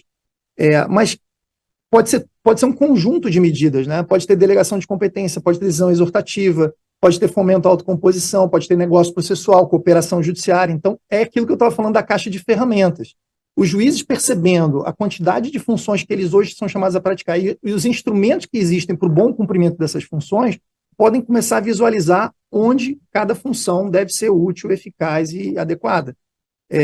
E aí eu acho que o sistema fica cada vez mais rico, porque nem sempre o problema que vai se colocar para o judiciário é um problema simples, né? Às vezes o problema é complexo. E para resolver problemas complexos, você talvez não precise, nem tudo se resolve com caneta e tinta, e nem tudo se resolve com a técnica declaratória, com condenatória, etc., né? Então, perceber essas novas formas decisórias ou não decisórias é também poder responder bem a esses tipos de conflitos complexos. O que não quer dizer que essas ferramentas se apliquem apenas para conflitos complexos, elas podem ser também aplicadas para casos bem simples e singelos, né? O desembargador Nino Toldo ajusta o microfone à sua frente e aponta para a plateia. Cabral, eu não sou do processo civil, mas é sempre incrível ouvir como você não só você tem essa capacidade de trazer coisas novas. Parabenizo pelo seu, não só por isso, mas como sua contribuição de tantos anos na academia, apesar da jovialidade, né? Eu fiquei super com a cabeça aqui a mil pensando sobre a questão do consultivo, né? Primeiro, pensando se isso não pode ter o risco que o Zé Carlos menciona de quando o judiciário começar a regulamentar de maneira consultiva, pelo que eu entendo, seria vinculante, porque se fala da função de expectativas, então me parece que ela teria que ter algum... Imagem da plateia. Sentado na última fileira está Andrei, um homem de pele branca e cabelos pretos, segurando um microfone, traja camisa branca. Caráter vinculante, se aquilo não vai substituir o legislador em regulamentar condutas, e o juiz preenchendo vazios, isso não tem esse risco do judiciário acabar descendo ele o legislador. Então, vamos imaginar que todo mundo começa a fazer consultas e o judiciário começa a regulamentar, então se sobrepondo à função do legislativo. Essa foi uma dúvida que eu fiquei. E se isso tem um caráter vinculante, como isso vai impactar no contraditório? Vamos fazer uma consulta, isso é contra a fazenda pública. E aí essa consulta, ela impacta a fazenda, ela vai participar da fazenda, isso, e se depois vai ter um litígio, num litígio, aquela consulta é obrigatória, que foram, assim, eu imagino que você deve ter enfrentado isso, mas assim, eu fiquei com tantas dúvidas. E uma dúvida, né, é possível não líquido na consulta? Seria eu não sei se você vai conseguir responder todos, mas só para agradecer mais uma vez a sua... Imagem lateral da bancada. O brilhantismo e a disponibilidade está aqui. Obrigado. Primeiro, é uma satisfação de rever você, que eu acho que a gente não se vê há bastante tempo, né? O Andrei é um querido colega, professor de processo penal. Bom, Andrei, eu trato disso tudo no livro, tá? O interesse e a utilidade da consulta existem. Imagem centralizada da bancada. Tanto é assim que as pessoas formulam consulta à administração pública. Por que elas formulam consulta à administração pública? Porque ela quer uma opinião da administração pública sobre aquilo. Mas a consulta à administração pública sempre é muito criticada, a consulta fiscal. O interesse arrecadatório, é a Receita que está respondendo. Por que não formular uma consulta a um juiz com toda a blindagem institucional do judiciário, a verve para a imparcialidade, o distanciamento dos interesses? Depois, perceba que a consulta, existe interesse em que as pessoas provoquem alguém para dar uma opinião que não seja vinculativa no sistema de justiça multiportas. Existe non-binding arbitration, a arbitragem não vinculativa. Ao final, os árbitros emitem um parecer. E as dispute boards, que são hoje grande novidade empresarial, vocês devem ouvir muito disso aqui em São Paulo, inclusive, porque foi aqui, acho que aqui é o berço de onde essa discussão apareceu no Brasil. As dispute boards nem sempre são adjudicativas. Existem chamadas de dispute review boards ou dispute recommendation boards, nos quais os comitês não decidem, eles apenas emitem opiniões. Olha, se as pessoas pagam caro para receber uma opinião, é porque muitas vezes é isso que elas querem. Então, a utilidade existe. E aí, pensando sobre a utilidade da consulta no sistema, o que eu pensei? Nós, quando alguém tem uma dúvida sobre um fato, a gente tem um mecanismo para a gente ir no juiz e tentar aclarar esse fato, que é o procedimento de produção antecipada de prova do 381. Mas se eu tenho uma dúvida sobre o direito, eu não teria esse mecanismo. Isso sem falar em conflito, tá? Eu quero apenas saber qual é a interpretação que seria dada a uma norma para saber como eu vou me posicionar, se eu vou agir ou não vou agir. Eu comecei a pensar que a consulta cumpriria para as questões de direito a mesma função que o procedimento de produção antecipada de prova tem no sistema para as questões fáticas. Tanto é que em diversos aspectos eu aplico por analogia o 381 e o 382 para consulta. E uma das questões que eu aplico a lógica do 381 e 382 para consulta é a participação. Porque lá no 381 e 382, quando você pede esclarecimento de uma produção de uma prova, o juiz não sabe, a priori, para quantas pretensões aquela produção de prova poderia ser utilizada. Então, como é que ele vai determinar a participação? Ele tem que procurar potenciais interessados. Isso é sempre feito de uma forma potencial. É essa mesma lógica que eu acho que tem que ser aplicada aqui para a consulta. E aí, claro, tem várias outras questões, né? A consulta não é vinculativa, mas ela tem que ter alguma eficácia. E aí eu peguei emprestado do direito internacional, só para dar um gostinho na boca do pessoal, assim, para né, porque o tema é muito, muito rico, né? Eu peguei emprestado do direito internacional uma eficácia que eles têm lá, chamada de res interpretata. Então, como não há decisão, você não pode dizer que nada foi julgado, não tem coisa julgada. Mas eles dizem que tem uma eficácia lá das consultas nos tribunais internacionais que eles chamam de res interpretata, que é uma eficácia autoritativa, de que aquela opinião partiu de uma autoridade estatal, judiciária, jurisdicional, e não de um advogado privado. Então, será que isso não contribui para aquela função jurisdicional de assegurar a expectativa, segurança jurídica sobre o sentido das normas? Outra questão, competência. A competência é de primeiro grau.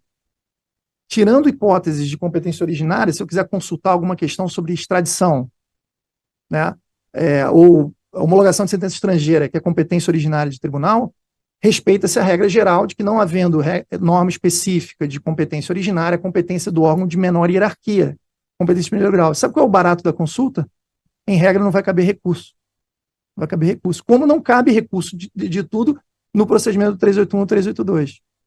Então, quando você pensa... e detalhe, consulta é casuística. Então, não tem risco de que o judiciário substitua o legislador. Ele consulta para aquele caso, respondendo àquele destinatário e os interessados que foram chamados para discutir. Né? E não para todo mundo. Por isso que, detalhe, também não há precedente, porque se a consulta não é uma decisão, não tem precedente. Então não precisa ser de tribunal superior, entendeu? Então, a gente pensando sobre a consulta é um mundo novo a explorar, mas você tem que tentar enquadrá-la no sistema dentro dessas características. Né? Eu formulo uma consulta a um juiz. Uma consulta, e a resposta dele é favorável ao meu interesse. Em função dessa resposta, eu proponho uma demanda judicial, e essa demanda certamente não será distribuída a esse juiz, mas a outro juiz. Imagem da plateia. Professor Bedak, homem de pele branca e cabelos brancos, segura um microfone, traja terno preto. E esse outro juiz está vinculado à interpretação que ele deu. Agora, se não está vinculado, ele pode rejeitar aquela conclusão e julgar contra quem propôs a ação. Eu pergunto ao senhor o seguinte: isso é útil para o Poder Judiciário? Isso traz algum benefício para o Poder Judiciário? Eu criar essa situação de um juiz diz, interpretei a lei e a lei diz isso. O outro juiz que vai julgar, não, você está errado, a lei não diz isso, não. Isso para o Poder Judiciário, isso é bom? Obrigado, professor Bedak, pela pergunta. Eu acho que são várias perguntas, né? Bom, primeiro eu defendo prevenção. Imagem lateral da bancada. Então, havendo a consulta, se houver uma demanda declarativa posterior, ela vai ser distribuída para o mesmo juiz. Para aquele juiz? Então, eu já ganhei. Não necessariamente, depende da demanda, né? Bom. Então, a pergunta isso é útil para o Poder Judiciário? Eu vou chegar lá. A mesma coisa acontece com coisa parecida acontece com a constatação de fatos. E na constatação de fatos, a lei é clara em dizer que não há prevenção. Então, a prova é produzida perante um juízo, você vai saber que já ganhou e depois você vai avaliar. Agora, tem uma outra questão. Então, mas veja, aí eu tenho uma outra questão, que eu acho que está embutida na sua pergunta, que eu acho que é uma discordância nossa. Quando vem a resposta à consulta do judiciário, não necessariamente a parte, mesmo aquela a quem a resposta favorece, vai ajuizar uma ação. ela pode procurar a outra parte e dizer aqui, ó, o judiciário disse que a consulta é a meu favor. Vamos fazer um acordo? É exatamente a lógica do 381 e do 382. Né? E isso é bom para o judiciário. Isso é bom para o judiciário. Se não fosse bom para o judiciário, a gente nem tinha o 381 e o 382. Não, veja, o que eu quero dizer é que a gente não deve pensar no que é bom ou não é bom para o judiciário. A gente tem que pensar no que é bom ou não é bom para os litigantes, para os indivíduos, para o judicionado. Veja, um cliente amanhã procura o senhor ou outra pessoa e diz assim, eu quero desenhar uma Dispute Review Board e quero pagar caro para isso. Quer dizer, ele vai pagar para que ao final só deem para ele uma opinião. Isso é feito. Aí você vai dizer, é útil? É útil para esse indivíduo? Bom, ele deve ver alguma utilidade, tanto que isso existe, é regulamentado. Né? Então, me parece que o que se tem que procurar não é se isso é útil necessariamente para o judiciário, o que é útil para o sistema de justiça. O sistema de justiça ele não pode ser focado para os juízes, a ponto da gente pensar o judiciário como um hospital que se organiza para os médicos e não para os pacientes. Eu acho que o sistema de justiça tem que oferecer ferramentas para os jurisdicionados encontrarem diversas alternativas para resolverem seus problemas. Se eles querem resolver seus problemas com uma decisão, se ele quer litigar, ele tem sempre a tutela declaratória. Ele não precisa usar a consulta. Agora, se ele quer a consulta, detalhe, tem uma outra vantagem da consulta, que eu também não vou ter tempo que é o custo. Como a consulta nem sempre é litigiosa, nem sempre é contenciosa, assim como 381 e 382, muitas vezes a consulta vai ser mais barata. Então, se ele não sabe exatamente a resposta que ele vai ter, talvez a consulta seja útil, sim. Veja, mais uma vez, talvez não seja útil na visão do judiciário, mas pode ser muito útil na visão do jurisdicionado. O doutor Antônio afasta o microfone à sua frente. Professor Bedak, me permita, nos anos 60, quando nós criamos as súmulas persuasivas, né, isso foi uma grande novidade. Eu particularmente, ainda tenho dificuldade para encaixar uma hipótese de consulta, mas, de certo modo, eu contemplo me permita, o seu nível de pesquisa é muito mais profundo do que o meu em relação à consulta, tenho certeza absoluta. Por hipótese, eu admito uma consulta sendo viabilizada a partir de uma provocação em primeiro grau, né, que possa chegar no tribunal e, dentro do tribunal, ser expedida uma solução consultiva. Sabe, é um caminho novo. E com efeito vinculante. Claro que uma decisão abstrata. Esse caminho existe, foi mencionado pelo professor Antônio Cabral, ele existe dentro, por exemplo, da Receita Federal, que uma consulta individual em um determinado instante se transforma em uma consulta normativa, via parecer normativo. Então, eu consigo ver isso acontecer. A questão é que nós não temos esse caminho construído. Nós precisamos de alguns padrões normativos para deixar isso minimamente confortável. Hoje, eu olho, me permito, assim, toda sinceridade, não, isso é uma possibilidade. Eu não consigo encaixar isso no 30 da LINDB, não, tá? Pelo poder público ali. Eu tenho uma visão, de novo, convencional, aquilo é para a administração pública. Mas, de novo, o Poder Judiciário transformou a sua atividade a meu desgosto, né, assumindo uma função normativa muito maior do que aquelas convencionais, ou pelo menos ainda não preparado minimamente para produzir precedentes. Desculpe também, adoro os precedentes fantásticos, mas a gente não entrou em acordo, se arraste o decidente, essa é a bendita tese até hoje. Entendeu? Então, mas eu vejo, sinceramente vejo, Antônio, é um caminho viável, sim. É mais um desses novos todos, desculpe. Muito bem.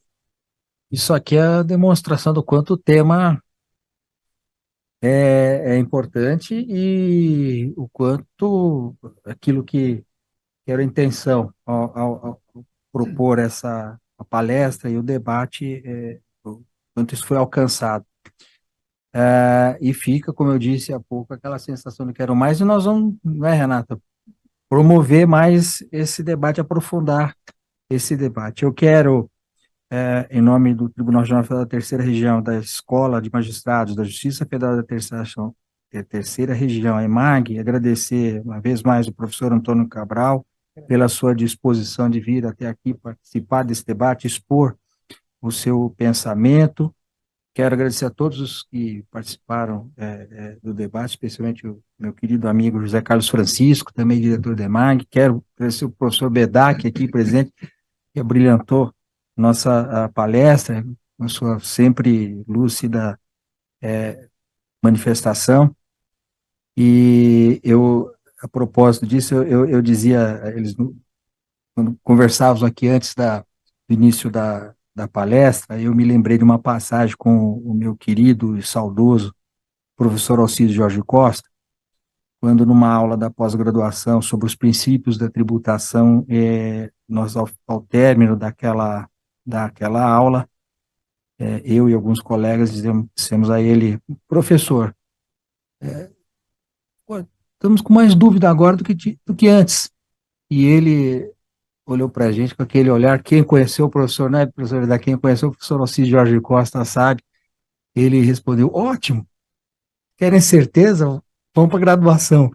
Então, aqui eu saio com esse sentimento. Há muitas dúvidas, o que nos faz alcançar aquilo que falei no início, que é o pensar. A gente precisa pensar, repensar o direito, e este espaço da escola é o espaço adequado para esse debate, para o aprofundamento de todo o debate que leve ao aprimoramento das nossas instituições e dos magistrados, dos servidores e de todos os operadores do direito.